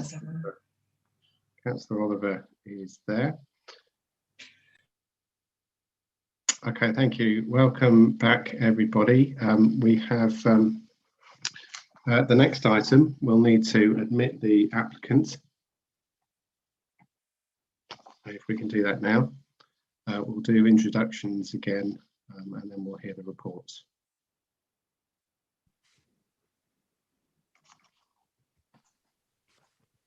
Okay, good afternoon. Can you hear me? Rob, and is your name Patrick? Yes, Chairman. Thank you. Okay, right. Welcome back to Norwich City Council Licensing Committee. The date is Thursday, 28th of January, 2021. We're hearing today 2 of 3 sexual entertainment venue licence renewal applications. We've come to item 5 on the agenda, which is the application for renewal of a sex establishment licence for Pure Gold. We'll hear from Tiffany, who is our licensing officer, with the report shortly. I will introduce myself. I'm the chair today, Ian Stuteley. We have other members of the committee are Councillor Jacob Huntley, Councillor Adam Giles, Councillor Nanette Youssef, Councillor Keith Driver, Councillor Kate Oliver, and Councillor Marion Maxwell. From NP Law, solicitor advising us today, we have David Lowens, and also from NP Law we have Jordan Hulse and Sarah Moss. Lucy Palmer is our committee officer, and Leonie Bowitz, also committee officer, helping with tech. So thank you to everybody. Thank you for coming. So I'll ask you, Rob and Patrick, to introduce yourselves and your roles, please. Okay, my name's Rob Edge. I'm a licensing consultant acting on behalf of Pure Gold for Mr. Patrick Vladi. Thank you, Chair. I'm Patrick Vladi, the owner and the operator of Pure Gold Club. Thank you very much. Okay, so can I just remind members and others on the call to mute yourselves while others are talking, and then just unmute when you're speaking. I'll hand over now to Tiffany to introduce the report, please. Thank you. So the application is for the renewal of a sex establishment licence, Pure Gold, 52 Prince of Wales Road in Norwich. Members are asked, in accordance with the delegation of licensing functions contained in the Norwich City Council Sex Establishment Policy Statement and Schedule 3 of the Local Government Miscellaneous Provisions Act 1982, to consider the application for the renewal of a sex establishment licence in respect of Pure Gold, 52 Prince of Wales Road in Norwich. Into the main body of the report. The applicant is Pure Gold Club Limited. The application seeks renewal of the sex establishment licensing licence allowing the premises to operate as a sexual entertainment venue under the existing terms and conditions. Sexual entertainment venue means any premises at which relevant entertainment is provided before a live audience for the financial gain of the organiser or the entertainer. Relevant entertainment means any live performance or any live display of nudity, which is of such a nature that, ignoring financial gain, it must be reasonably assumed to be provided solely or principally for the purpose of sexually stimulating any member of the audience, whether by verbal or other means. The renewal application was received on the 24th of August 2020 prior to the expiry of the licence. A copy of the application form and other documents submitted by the applicant, including a plan of the premises, are attached to Appendix A. A copy of the licence being renewed is attached as Appendix B. The application process requires advertisement of the application at the premises in the local newspaper, and it has been placed on the council website. Documentation has been provided by the applicant confirming the advertising is taking place in accordance with the requirements. Excuse me. These premises currently benefit from a premises licence issued under the Licensing Act 2003. There are no relevant representations to this application. A response was received from Norfolk Constabulary confirming they had no objection to the application. We're going to the Norwich City Council Sex Establishment Policy Statement. This policy came into effect in June 2020, making this the first renewal of this licence under this policy. Section 4 of the Sex Establishment Policy Statement acknowledges that a concentration of licensed premises in a particular area can result in a potential fear of crime, antisocial behaviour, noise pollution and other disturbance to residents. The policy details the characteristics of the locality the authority will take into account. A location map is attached as Appendix C.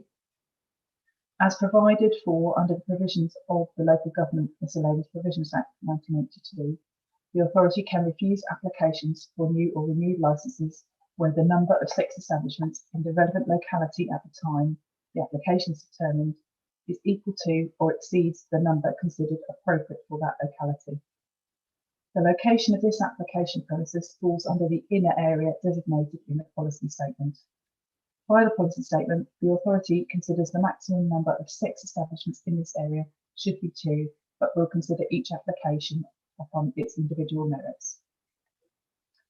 There are 3 sex establishment licences for sexual entertainment venues in this area seeking to renew their existing licences, including the premises that is the subject of this application.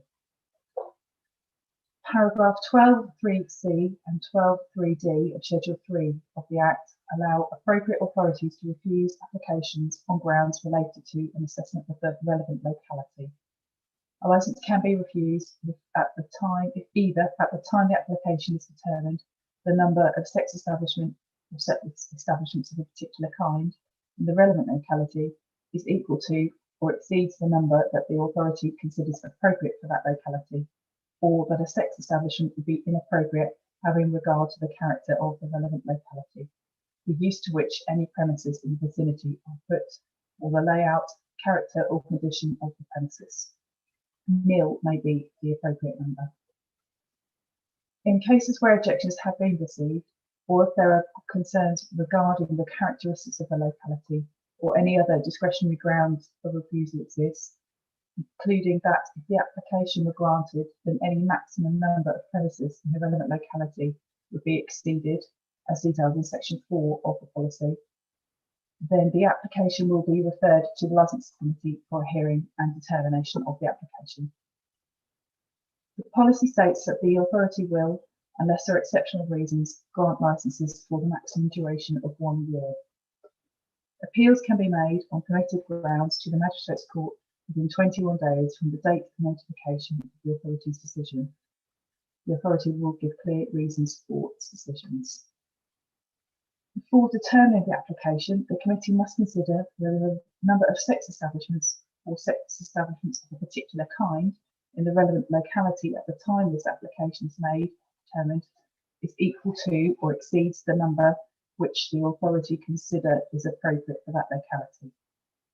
In determining the application, the committee must give appropriate weight to Schedule 3 of the Local Government Miscellaneous Provisions Act 1982, the Council's own sex establishment policy statement, in particular the matters set out in Section 7, determination of applications. When determining a licence application, the committee must have regard to any rights the applicant may have under Article 10, right to freedom of expression, and Article 1, Protocol 1, protection of property, the European Convention on Human Rights, and that members must give due regard to the public sector equality duty as required under Section 149 of the Equality Act 2010. In determining the application, the committee may take such of the following steps as it considers appropriate in accordance with the above matters. Grant the application as requested with the same conditions, restrictions and terms. Modify the conditions, restrictions and terms of the licence by altering or omitting or adding to them. Reject the whole or part of the application. The committee is asked to note that it may not determine the application on moral grounds. Just one final comment to note, the late papers circulated yesterday will refer to this application. And that concludes the report. Thank you, Tiffany. Tiffany, for that. I'll hand over to David now, who will explain why we're having these committee hearings today and tomorrow, and other legal matters that he would like to address. And also, he will make reference to the authorities' sexual entertainment policy, and I'll put a link again into the window for the benefit of the applicant if they wish to refer to that. I'll do that now. So thank you, David, please. Thank you, Chair. Yes, little to add to the report as just mentioned. Correct legal name of the applicant has been given. The correct company number was given previously. So we're talking Pure Gold Club Limited, I think it is, rather than the Pure Gold Limited on the application form. Nothing arises from that. Regarding the policy, that has changed, as you know, since this matter was last considered. And that is the reason this application and the other applications in this area have been brought to committee. You will consider each application on its own merits, as per page 3 of 36 of your policy. You must have regard to the policy, but you're not rigidly bound by it. And should the licensing committee choose to depart from the policy, clear and concise reasons must be provided. To assist the applicants, the committee is going to hear all 3 applications before making a determination on any of the applications. The matter to flag regarding the numbers policy is that the committee, when considering the numbers policy, will also logically be considering the reasons why it was introduced. And on page 5 of 36 of the published policy, when considering characteristics, the authority will take account of the density and proximity of, and then a bullet point list is given.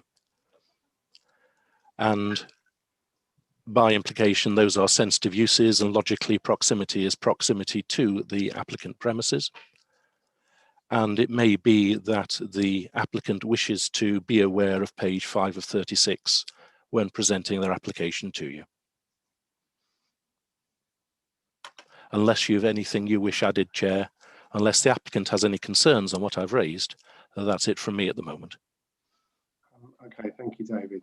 Are there any questions relating to that directly from the applicant? No, I'm not seeing that. Okay, we've at this stage welcome the applicants from Pure Gold and invite you to address the committee about your business and your reasons for seeking this renewal, please. Am I right to assume that Rob Edge will be speaking? Yes, if I may, Chair. And then I'd like to ask Mr. Vladi to follow and say a few words afterwards. That's fine, thank you.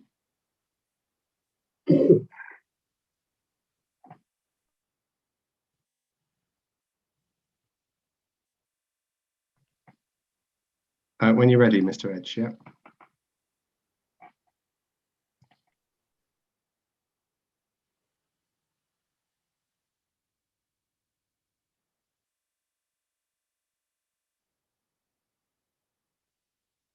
Okay, through you, Chair.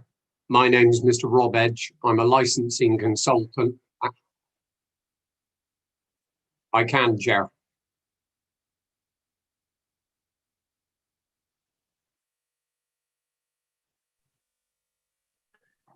It sounds like we have quite a long delay on the feed to Rob Edge, and probably he'll hear this in a moment. Rob, if you could just proceed, I'll mute myself and we'll wait for you to finish. Thank you.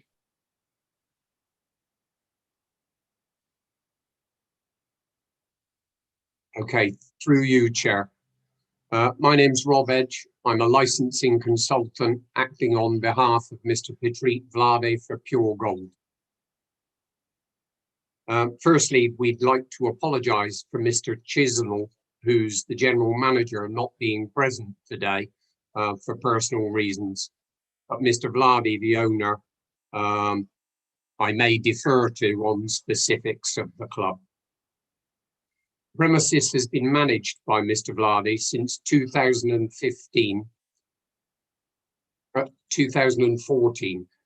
He has always been held in high regard by those from the responsible authorities that he's encountered during their dealings with him, as can be evidenced by the letter from the police licensing officer.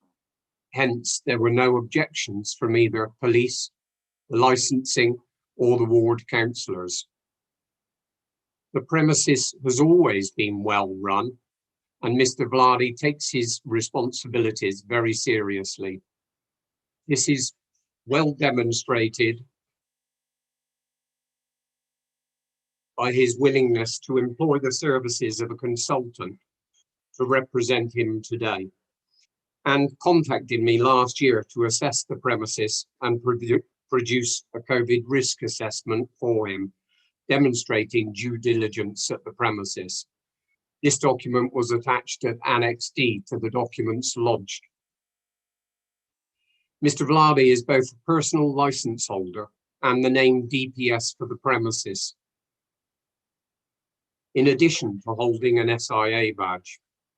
He opened what was originally Bar 52 in 2014 and then converted to an SEB Pure Gold in 2017. During these 7 years, he's always worked with the responsible authorities and never received negative feedback in relation to the day-to-day running of the premises or his dealings with these bodies. The premises employ at least a total of 10 part full-time staff and 15 self-employed dancers. 95% of these are local people. In addition, there are 3 SIA badged contracted staff. Full refurbishment of the premises was undertaken at the beginning of 2020 at a cost of approximately £30,000. Additionally, the business is completely up to date with its payments for council business rates, taxes, invoices, and all external suppliers, something that Mr. Vlade is always very diligent in ensuring that he pays all of his bills on time. This can be seen by the 2 documents submitted by Ortens & Co, accountants for Bar 52, and the current accountant, Norwich Accountancy Services Limited, showing all payments for corporation tax, VAT, PAYE, and personal tax. The following documents were submitted in support of the renewal application on the 18th of January. Customers Code of Conduct, Performers Code of Conduct, Police Letter acknowledging the SCV application,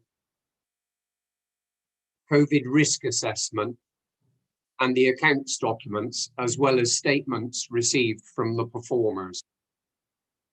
I strongly believe that this premises can continue to be an asset to the city with its strong management team of Mr. Vlade and Mr. Chisnell, who is the stand-in day-to-day manager. They have robust policies in place, and the management always ensure that they uphold and promote the licensing objectives and step up to the mark. Staff training is carried out on a regular basis by a qualified consultant, and monthly meetings take place conducted with all staff. The applicant intends to continue to run the premises as a professional business, which he has invested time, money, and passion to make it a successful business and a credit to the nighttime economy of the city. We trust you will see Mr. Vladi as a strong, reliable operator. He intends to show that it will always be a model premises that fully cooperates with responsible authorities moving forward and be accepting of any expert advice offered by any of these bodies. In regards to welfare, during the COVID lockdowns, Mr. Vladi has stayed in touch with all of his employees, checking on their welfare and well-being and keeping them updated on current government guidelines. And it was of interest to him to find that some are either working for the NHS or local authority in varying roles, such as COVID marshals. Some of these have given statements in support of the club, highlighting the fact that they consider it to be a very well-run establishment. There is also a house mum who keeps in constant contact with all of the girls via WhatsApp and speaks to them individually if they have any concerns, particularly during the lockdown period. We're confident this business brings to the city a quality establishment for visitors and local people. And when we talk of diversification of offer in the nighttime economy, it's essential to ensure that there's an offer for all ages and all tastes. With your permission, I'd now like to ask Mr. Vladi to say a few words, and this will then conclude our joint submissions, unless you have any questions for us. Okay, thank you for that. Would you like to pick up from there, Mr. Vladi? Yes, thank you, Chair. My name is Petr Vladi, and I'm the owner and operator of Pure Gold Club. Since applying for the renewal of my ACV license, there was no objection from the police licensing authority or ward councillors. This is because I have always worked with them and always run the club in the right way. I am very strict in following all the rules and doing things according to the law. I originally opened the Bar 52 in 2014 and converted to an SEV in 2017. In all this time, I never had any problem with the police or any other official body. I have very good policies and procedures in place to ensure that everything runs correctly. This is to protect the customers and the staff, and also including a COVID risk assessment. I am a personal license holder as well as SIA badge holder. In the last 7 years, I have always worked with the responsibility of authorities and never received negative feedbacks of the day-to-day running the premise.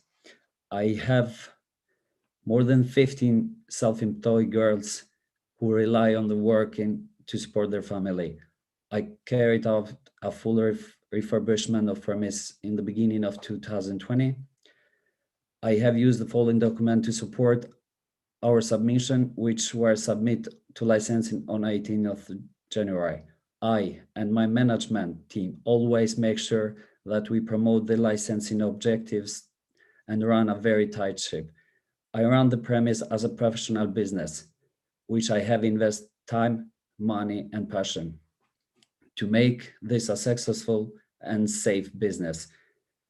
I hope you will see me a strong, reliable operator who can rely on to run the premise well and according to the law. Thank you. Okay, thank you for that. Thanks both for the presentation. As we did with the earlier item, I'll open up to members of the committee to ask questions. I saw Councillor Driver first, then we'll have Councillor Joseph and Councillor Huntley. Thank you. I've read the report and thank you for the verbal report. Can you just ask me why it's called a gentleman club? Do you let women in as well? And is there any facilities for disabled people to come in wheelchairs? Thank you, Councillor Driver. Who'd like to answer that? Oh, okay. The answer to all of those is that everything is equal. Men and women are both allowed to go in the club, and the club is fully fitted for disabled customers. Okay. Do you actually look after the carers who may turn up with a wheelchair or disabled person? And would you charge them to get in, or would you put them in somewhere else, or how would you get past that? Again, each one is dealt with on its own merit. You know, some carers may come in and not wish to participate and may wish to sit in a separate area. And I know from conversations with Mr. Vladi on one occasion, one asked if he could sit somewhere separate and just have a cup of coffee or a cup of tea or a soft drink, and that was facilitated. And you know, it's not in his interest as a businessman to turn people away or not offer a high quality service. So the answer is definitely yes to that. Thank you very much. Okay, thank you. Councillor Yusuf, please. Thank you, Chair, and thank you to Mr. Edge and Mr. Vladi for such a comprehensive overview of your establishment. I just wanted to pick up on something that I think Mr. Edge said earlier in his presentation, where he mentioned that staff training takes place with a qualified consultant. I was wondering if you could tell us a little bit more about what that is, please. Certainly. As you'll be aware, Councillor, these premises hold both a premises licence and the SEV licence. So it's condition of the premises licence that staff training takes place. This is under the Licensing Act 2003. It predominantly covers upholding the 4 licensing objectives. It will also cover the use of Challenge 25 and the types of documents that are used for identification. Staff training is done based on the personal license holders course, where the training is delivered verbally to members of staff, and then after a very simple tick box question, multi-choice question sheet to confirm that they've understood what's been told to them, and to confirm that they pass the minimum required standards. In addition to that, then, there's an overview as to not just what the customer conduct policy is and the performer's conduct, but also why those are in place and the safeguarding elements, so that people don't just simply read a piece of paper and are told to follow a set of rules. They're told why those rules are in place. And that, you know, safeguarding is an important issue both for performers and for customers. And, you know, when properly enforced and understood by everyone, makes a very happy atmosphere within the club and prevents any misunderstandings of what is or is not acceptable. Excellent, thank you very much. Thank you, Councillor. Okay, thank you. And Councillor Huntley, please. Thank you very much, Chair. Could I just clarify, these are the up-to-date customer code of conduct and performers code of conduct that we received here? I'm sorry, Councillor, but because there's a lag, there's speech going on in the background, so I didn't quite hear your question. Oh, apologies, Mr. Edge, I'll repeat my question. just as a point of clarification, can you let us know whether these are the up-to-date customer code of conduct and performers code of conduct that we've received? They are indeed, Councillor. Thank you very much. Thank you also for your presentations at the beginning of this committee meeting. You've indicated some of the welfare concerns that you've affected over the COVID regulations and lockdowns. Could I ask specifically what provisions have been made for staff over this period, please? Certainly. The welfare of staff in any business, and I know being a self-employed person, during lockdown is mainly based on two aspects. One of their mental welfare, and the other one for people who are self-employed who have no source of income. So the kind of advice that's being given by the owner, Mr. Vladi, and by his house mum, Sophie, have covered various aspects of those with individual girls. Some actually have a normal full-time job. Others, you know, are stay-at-home mums. So it's different for each and every individual. All of the other staff are on furlough. And as I'd said earlier on, there is a WhatsApp group so that not only can management support staff, but they can support each other. And a lot of that has been based on, you know, the advice offered by the government, the various welfare packages from the Chancellor, and each case is dealt with individual and in a very confidential way. So lots of these things aren't discussed openly on the WhatsApp group, they're discussed on a one-to-one basis. Thank you very much for that. Just to confirm with the staff who were furloughed, was that on the 80% of the salary from the government? It is, yes. Thank you.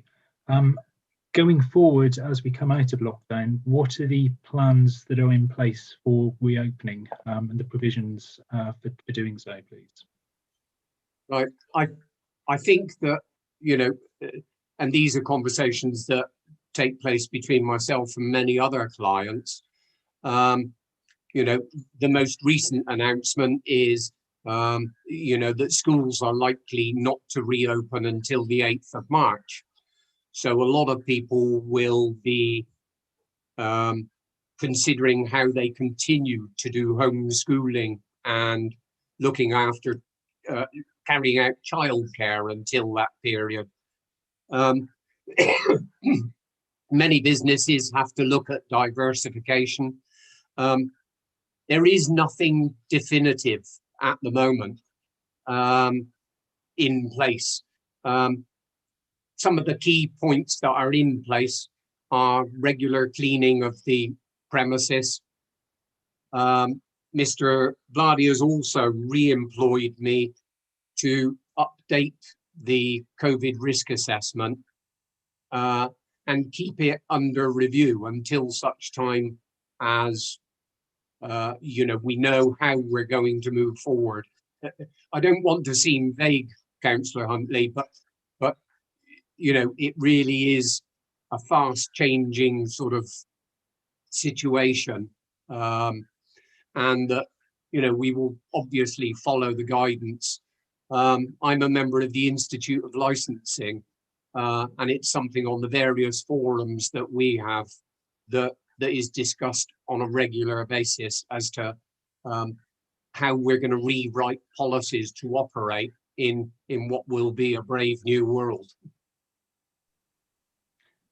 Thank you very much. I certainly appreciate that it's a fast-moving situation, but I thank you for your answer.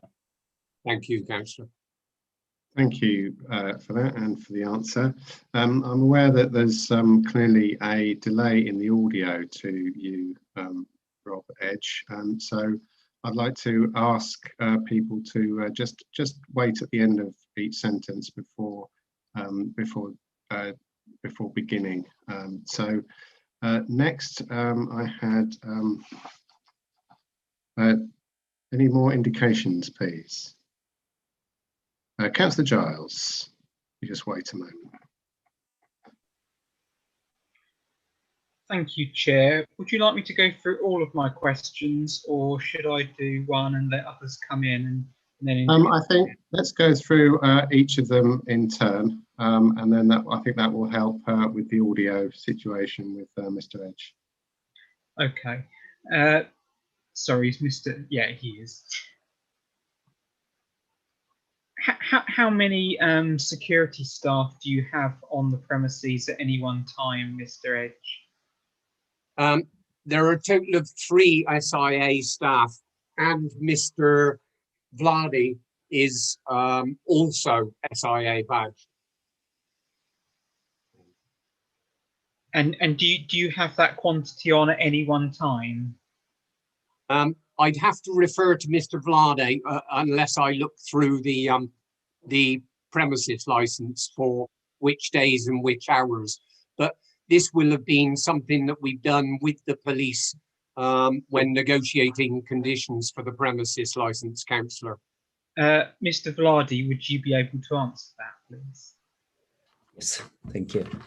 We have 1 doorman plus myself, which I am a SIA badge from Monday, Tuesday till Thursday. Thursday we have 2 other doormans and myself, which is 3 doormans for Thursday, Friday and Saturday. Sunday again 1 doorman and myself. So this is the doormans. So I see. And can you just provide the committee with a bit more detail about how you monitor the activities going on inside the club at any one time, particularly private booths where dancers may be more vulnerable? Rob, you want to do that, or you want me to? Yes, sir. We have 32 CCTV camera in all the premise, including every booth. We have CCTV camera. Also downstairs, we have the dancing area downstairs on the basement. In there stays all the time, which we call house mom, taking the payments and looking after the girls. If there is any problem, we have radios, which we call the doormans. We have general manager sitting in the office in the CCTV cameras. Again, the doormans can see behind the bars. We have monitor. This is the way which we monitor everything. Okay, and do you cooperate with other licensed premises on Prince of Wales Road about issues you're experiencing with regard to particular clients? Yes, we do. We do. Like being a doorman, I do understand everything how they work. So most of the doormans in Prince of Wales Road, they are from the Regency. So if there is a problem or we don't let someone come in, we change the radio channel and notify the other venue saying, this guy caused this problem, please do not let him in. And the same thing they do to us if they don't let anyone in. I see. And for those that are ejected for breaching the rules, do you keep a logbook of those that have been ejected for future reference? Yeah, we do. We call incident report form, which we fill up anyone accurate. So let's say if it's an incident which doorman see, they write the report, end of the night, time and everything, and we keep, of course we do. Okay, and if police or a licensing officer were to request to view those documents, would they be able to do so?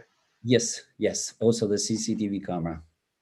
Okay, then that's moving on to the next part of my question, which was with regard to obviously you've got a primary school down the road from you on Prince of Wales Road.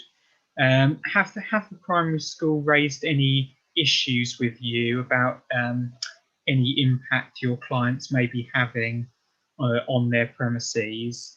And if not, and if such events were to occur in the future, would you be happy to be in correspondence with them, attend meetings with them to work out how to mitigate the circumstances leading to those adverse impacts? Yes, we will be very happy to work with anyone near to our venue. We never had any problem. We never have any contact from the primary school. So if they ever approach us for anything, we are very happy to work with them and listen their concern. Have you ever proactively reached out to the primary school or any local residents association to ask them if they're experiencing any issues? No, we never. No, you haven't. But if they were to come to you, you'd be happy to work with them. Of course, yes. Very happy to work. Okay, then. Okay, thank you very much. Thank you. Great, thank you, Councillor Giles. Mr. Edge, would you like to add anything to that? Only a short bit, really, to say, as your solicitor rightly said, the point about location of licensed premises on page 5 of the SEV policy, the facade to the premises is very discreet. So from the outside, it would not necessarily be known to anyone what type of a premises it is. It is predominantly a nighttime venue, which doesn't open until 9 p.m, even though it's licensed to open from 8. It would be very rare indeed forever that there would be any form of a queue outside attracting any attention to the venue, and that door staff are briefed on being very vigilant about local activities up and down the street, and acting on those accordingly.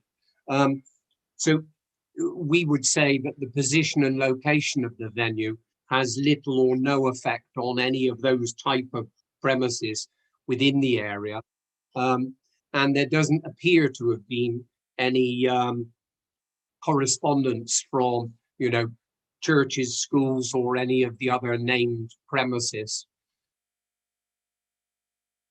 Chair. Thank you.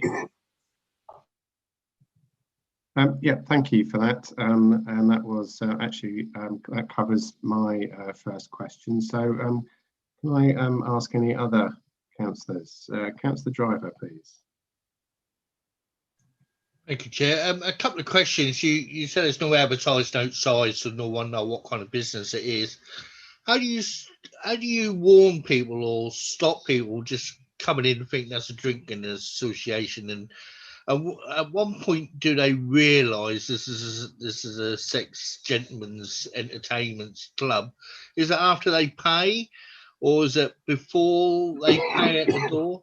And also, we've got no price list in here about how much a dance course or a private dance or entertainment. And is there any warning to the customers that you pay? I gather you pay in advance anyway. So I didn't know if there was time limits told to the customers that you have, I don't know, 5 minutes, 10 minutes, 15 minutes, or if you have 2 dances that last 20 minutes. And when did the customers get to know all these kind of bits and pieces, so they know roughly that they're not going to be charged a fortune at the end of the night before they haven't got the money?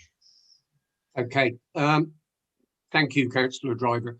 If it was someone who'd never been to one of these type of premises before, then when they were about to enter and they would be spoken to by the SIA doorman at the door, they would tell them precisely what kind of a venue it was, but say they're quite entitled to use the bar if they only want to use the bar.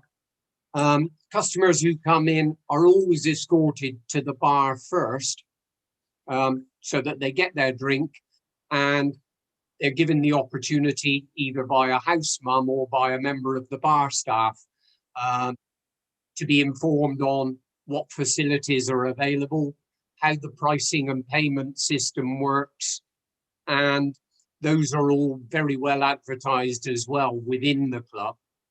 And it's a very open transaction with the customer, telling them what's available, how much it costs, how they pay, how they receive a receipt for their payment, and any other information they wish to know, like the length of time for the dance, the payment, all the other information, as well as the safeguards in place. Can I just ask about safeguards? I know it don't affect the gentleman's clubs at all, but there's one brought in for gambling where people get addicted to gambling then, and they actually ask the premises not to let them in anymore, not to spend money. Have you had anything like this, like a mother has come in and say, please do not let my son in again, or this person keep coming in and he's got mental illness or something like that, please could you not let him in because he's just spending all his money or anything? Have you ever, and what help would you give people like that? Certainly, councillor. I mean, just to give a little bit of background, I was a licensing manager with a local authority prior to becoming a consultant, and when writing our SEV policy some years ago, we liaised very carefully with Leeds University, who had two individuals, a Dr. Tila Saunders and a Dr. Kate Hardy, who were both held in high esteem for the research that they've done in SEVs throughout the country. And as a part of that, Mr. Vladi, some years ago, introduced a form that they use in the club that is signed and filled in by a customer if they wish to exceed a certain figure in the money they're going to spend. Simultaneously, the spend of customers is something that is monitored within the club. And if someone seems to be either getting a little bit carried away, you know, they would be reminded by either Mr. Chisnell, the general manager, or Mr. Vladi, or the house mum, you know, are you aware that this is how much you've spent so far? We don't wish to interfere, but, you know, you need to be aware of your expenditure.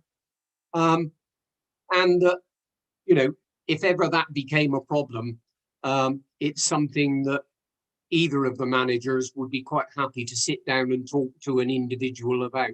It's not in the interest of the club to damage its reputation in any way at all. And, you know, we have seen that from some establishments throughout the country. Okay, great. Thank you. Yeah, okay, thank you for that. So any other councillors indicate? Councillor Huntley again, please. Thank you very much, Chair. It was mentioned previously that there was Challenge 25 training. That doesn't appear to be in the Customers Code of Conduct, which is page 75 of our report pack. Could I just be told how customers would be made aware that Challenge 25 is taking place? Certainly, councillor. It's because it's a condition of the premises licence, and therefore Challenge 25 posters are in place within the premises. And in the event that anyone appeared to be under 25, they would be asked to produce a pass photographic type document, such as a passport, driving license, or a pass recognised ID card. And as you rightly say, that's something that is covered within the staff briefings and within staff training. And it's a condition of the SEV licence that persons under the age of 18 are not to be permitted in the club. Thank you very much for clarifying that. Okay, thank you. Right, I'll come back to Councillor Driver in a moment. So just referencing the CCTV that you talked about earlier, can you confirm that there's always somebody on the premises while it's open that has knowledge of the CCTV system and is able to access it instantly in order to establish a situation or resolve a dispute? Yes, Chair. There's monitors in 3 locations within the premises, one behind the bar, one in the main office, and another monitor at the door for the SIA staff. And there are a total of 3 members of staff, Mr. Vlade, Mr. Chisnell, and the senior SIA doorman, who are all trained in how to download CCTV images should they be requested by a responsible authority. Okay, thank you. And with the CCTV distributed around the venue, who has access to that and control, and who is able to see the screens across the venue? During the course of a normal evening, then the SIA would be watching it from their location in the main entrance at the door. Usually either Mr. Vlade or Mr. Chisnell would be in and out of the office and monitoring, and then those behind the bar are monitoring that as well. So there would always be at least a minimum of 2 people monitoring CCTV throughout the evening. Okay, thank you. I'll come back with another question shortly. So we'll have Councillor Driver first, and I've spotted Councillor Youssef as well, please. A couple of sort of staff questions. How well do you get on with the other establishments in the area, if you do or not, I'm not sure. And your staff, if they're self-employed, could they work for more than one establishment, or is there a clause to say you have to work just in the one? And if they did work in more than one, how would you stop at the moment infections, coronavirus 19 or something?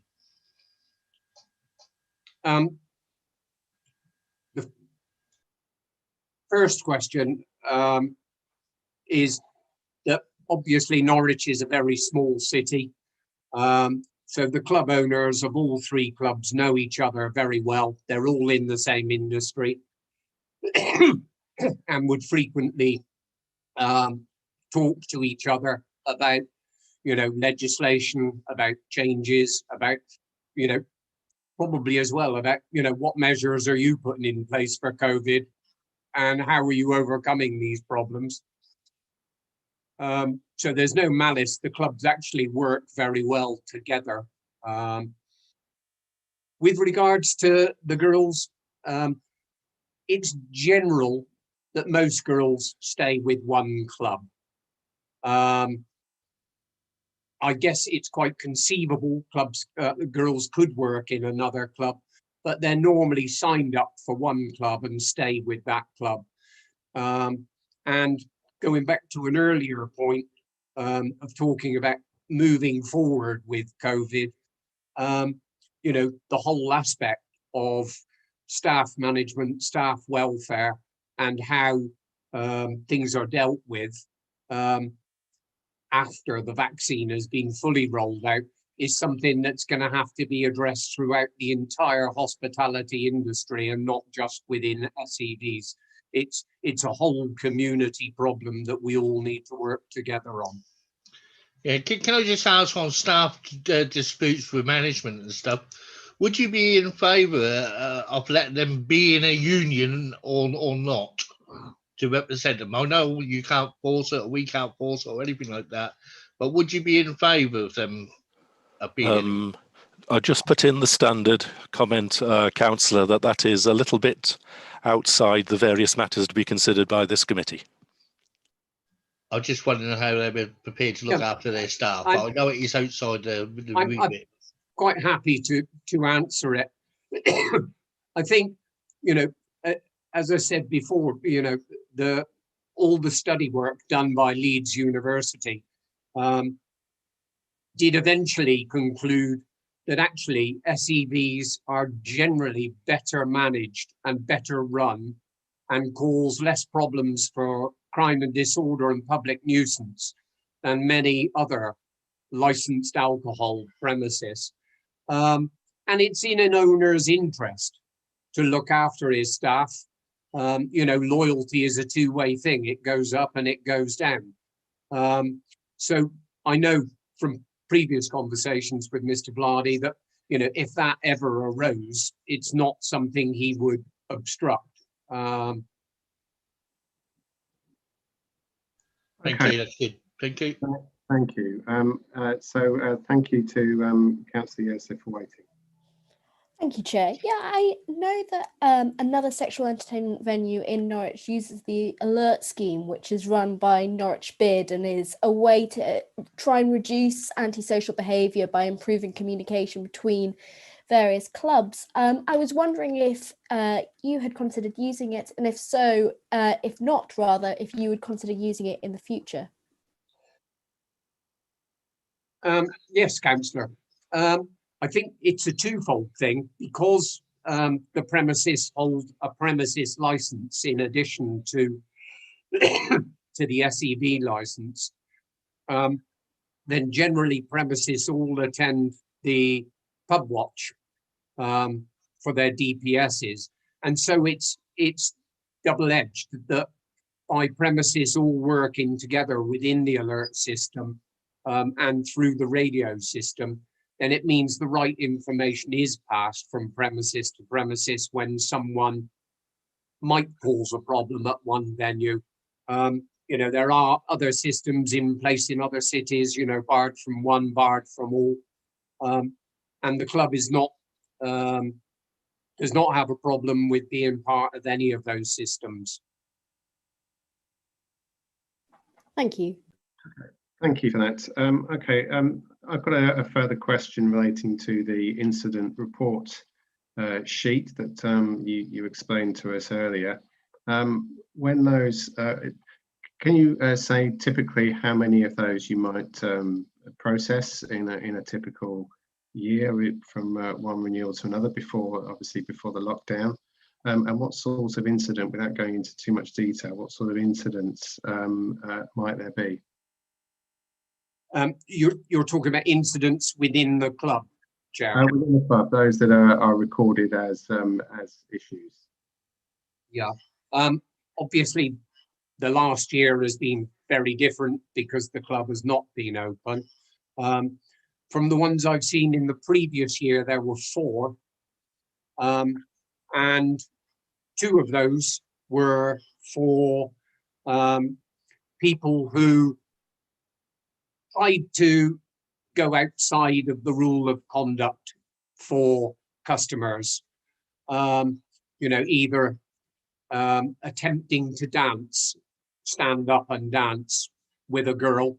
They would be given a very polite but firm warning that that's not permitted and it's part of the code of conduct. And then actually breached it again and were given a final warning that if they were to do it again, they'd be asked to leave the club. The club is fully aware that it must uphold the licensing objectives and follow the rules of code of conduct, and therefore it completes those forms to evidence that fact.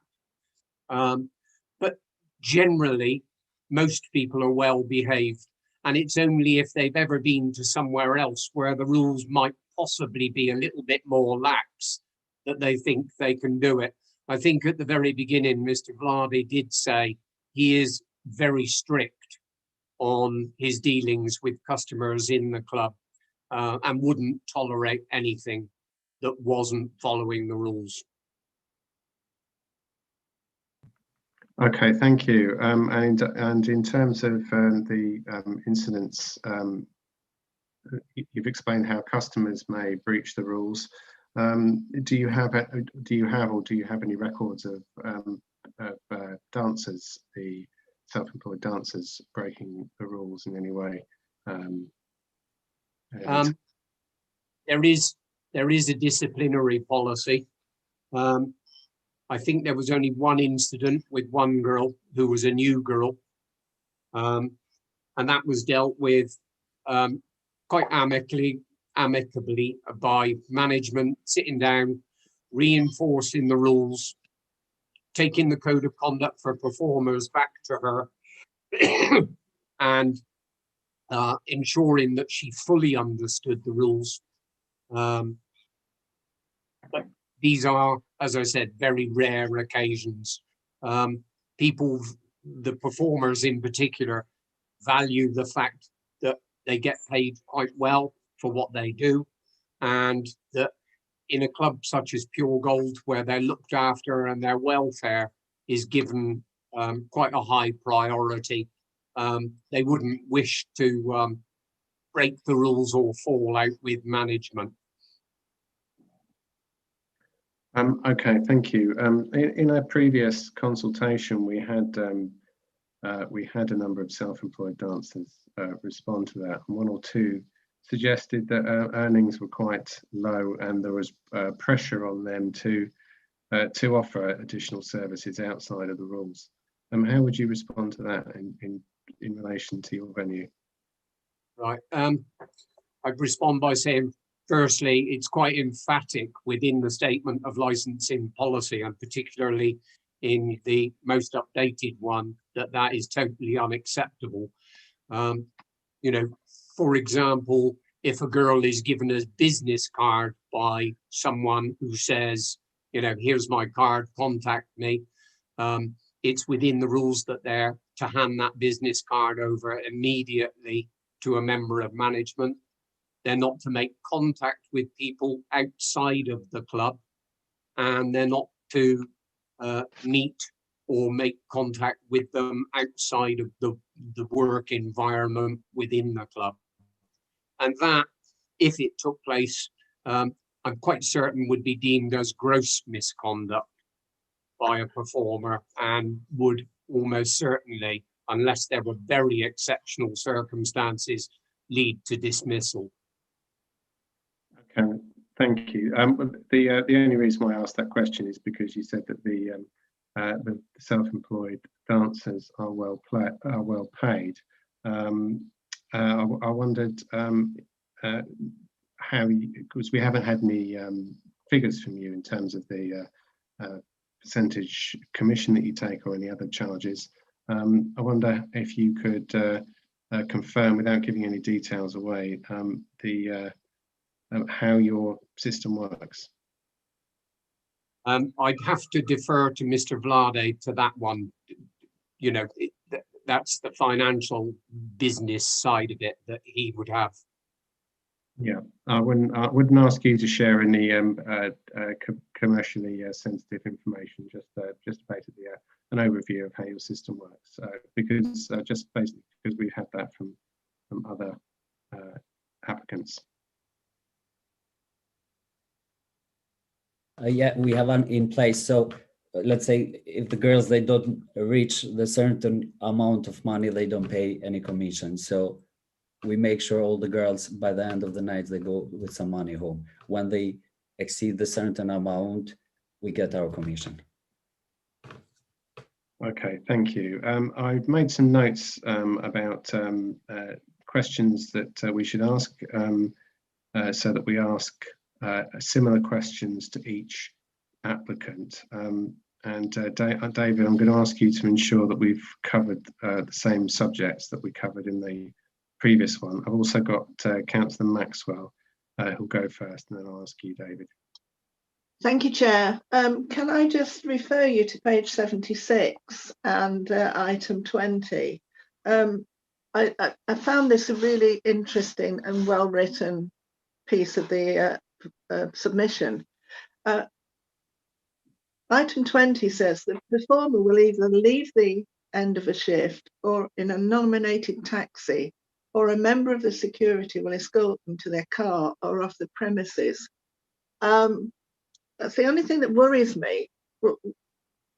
Is he going to go in just off the premises and leave the girl in the street? I know, it's probably not dangerous at that time in the morning, but I wondered whether he should stay there until she had been picked up.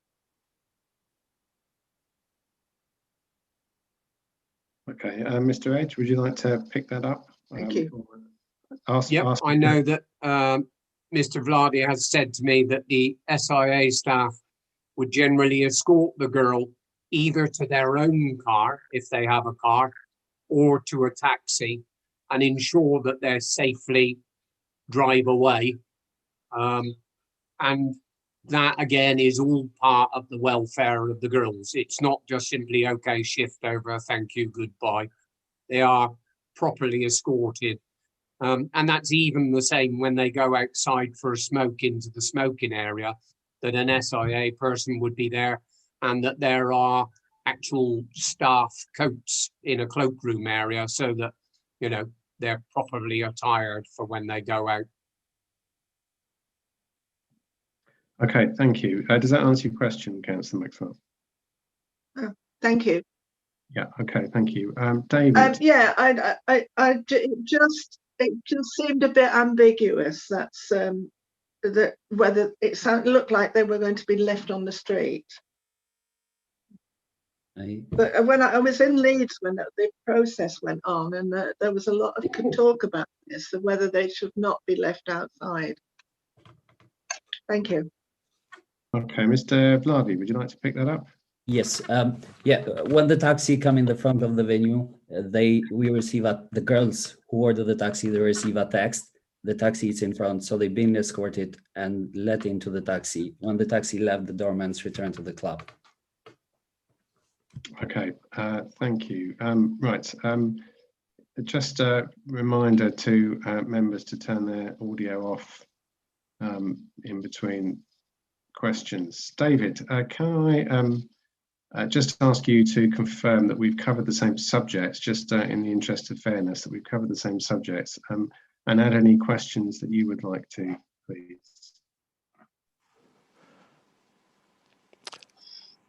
I don't think it's a job for making sure exactly the same bullet points are followed, Chair, but the areas you have covered regarding staff safety, control of customer behaviour, and code of conduct, I think have been the same for both matters you've dealt with. You're still dealing with this one, of course. So no, there are no obvious issues that you have not raised on this matter, so far as I'm aware. Okay, and have you received sufficient responses on the item on page 5 of the policy? Because we started with that one, I believe. It's, again, not for myself to tick the box, Chair, but certainly the applicant has put their mind to page 5 and has responded regarding those issues and the lack of any concern or communication, as I understand it, from any of those bodies.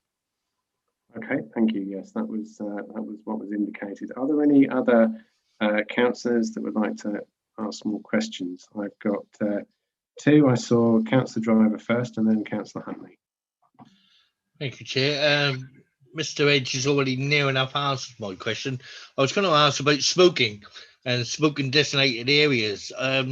You say the staff actually go out in the same place as what members of the or your patrons would go into as well.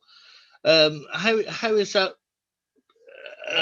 managed, and how is that kept? So there ain't no arguments with other people walking up and down Prince Wales Road.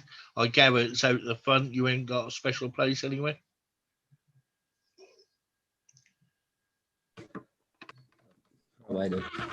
Yes, sir.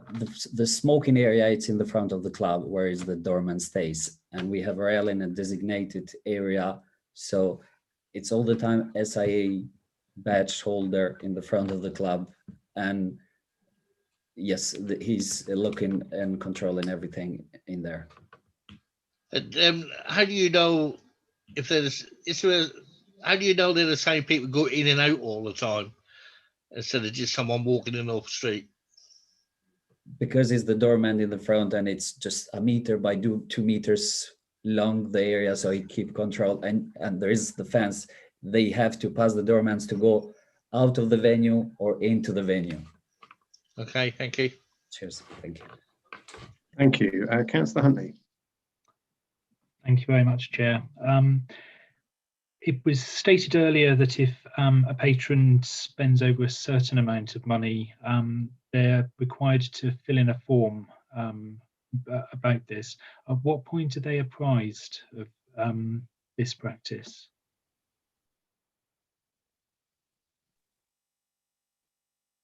Yes, Councillor, that would be, when they come to the bar in that initial period and they're told, what facilities are available, how the system works, what the cost and timings of dances are. And a part of that verbal brief is, there is a limit to the extent of X amount, and that you'll be asked to complete a form if you wish to spend in excess of that amount of money. So that's part of that little package for someone who would possibly be there for the first time or wouldn't remember from a previous visit, what's available and how much the costs are. And that's, in the spirit of complete openness. Thank you very much for that clarification. Okay, thank you again. We have a number of minutes left. I don't know if the applicants would like to. Adam's trying to get in. Yeah, I've just noticed Adam. We'll have Adam, of course, first, please. Thanks, Chair. It wasn't a question I asked earlier, but the applicant earlier did say that when dancers are in the private booths, they do have a panic button on them in case they need to use it. Is that something you have at Pure Gold? And if not, is that something you would consider? No, we do not have, but we have member of staff. We are a very small venue, so very low music, which if it's anything, the member of staff will be there in the second. Okay, thank you. Does that answer your question, Councillor Giles? Would you consider volunteering it as a condition to your SEV license if we thought that it would be a good thing? It's proceeding delicately, Councillor, but just to flag, rather than give the applicant concern that they may be obliged to do something they might not want to do. Yeah, I know you're being very delicate about it, but I think it's probably pushed as far as you can. You've said, does this exist? And the applicant has said, not that particular thing because it's low noise level and SIA will be there promptly, so I don't say I need it. That being the case, yeah, I wouldn't personally want to push it farther than that, but over to you. I mean, no one's elected me. If we came to the view, and this would obviously be a matter for discussion with the committee with advice from the solicitor, if we came to the view that it should be necessary, would you be willing to accept that as a condition? David. Chair, sorry, just to flag, that decision could only logically be taken when a renewal had already been approved. And as that decision is not yet to be considered, you haven't heard all the evidence. It is a little early to give any indication that that might be well received. Okay, thank you for that, David and Councillor Giles. It is, of course, a condition that the applicant could volunteer if they wish to.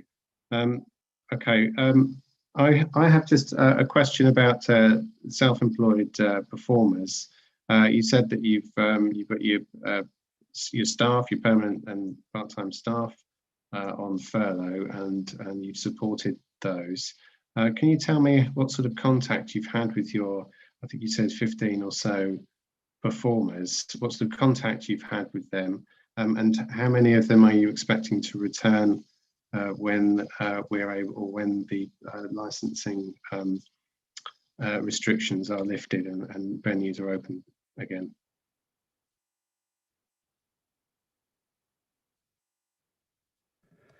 Yes, I did have contact, I think a week ago, and most of them, they can wait to return back to work, which some of us, they say we love to perform. So I think most of them, they will return, yes, back to when we are safe to open.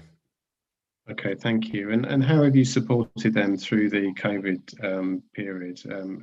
What sort of advice have you given them? Have you been in contact, and have you advised them about what support might be available to them from government sources and others?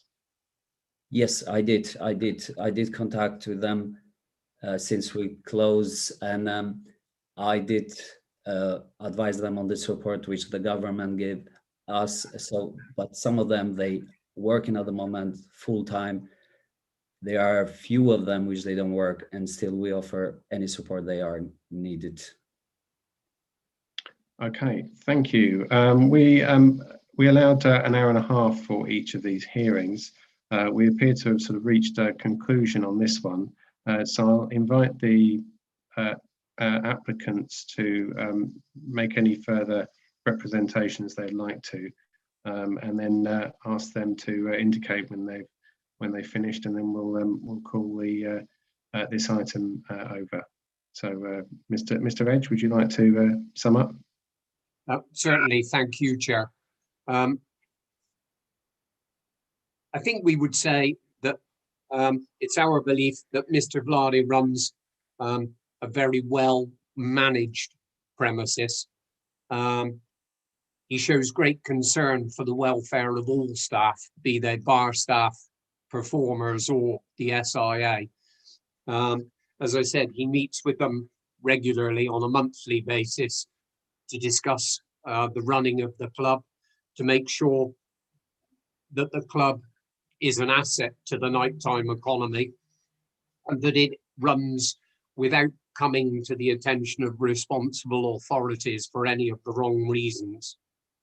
There's very strong policies and procedures in place for the running of the club.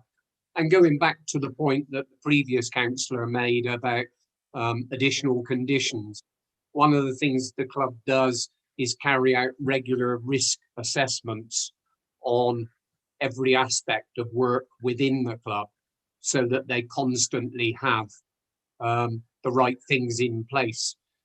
And this is always done in conjunction with the latest SEV statement of policy from the council.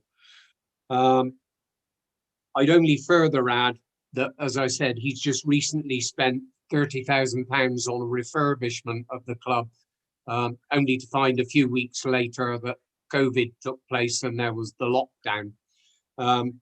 So the renewal of the premises license for this venue not only affects Mr. Vladi as the owner, but of almost 50 members of staff, who are 95% of which are local people.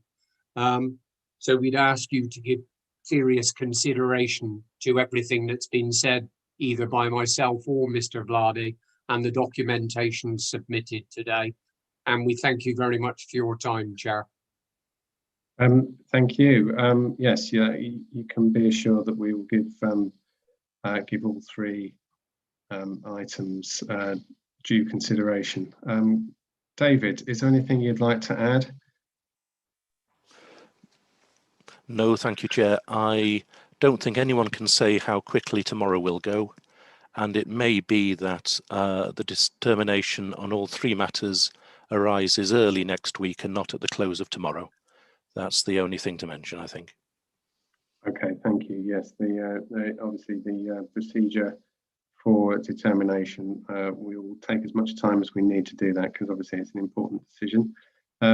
Right, okay, Mr. Edge and Mr. Vladi, are you content that you've had sufficient time to make your case? And if that is the case, then we'll close this part of the meeting and resume tomorrow. I think I'm very happy. Thank you, Chair. Okay, thanks very much for attending and for your time as well. And thanks to all members and members of the public that have watched on YouTube.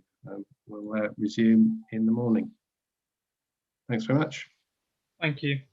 Thank you. I'll see you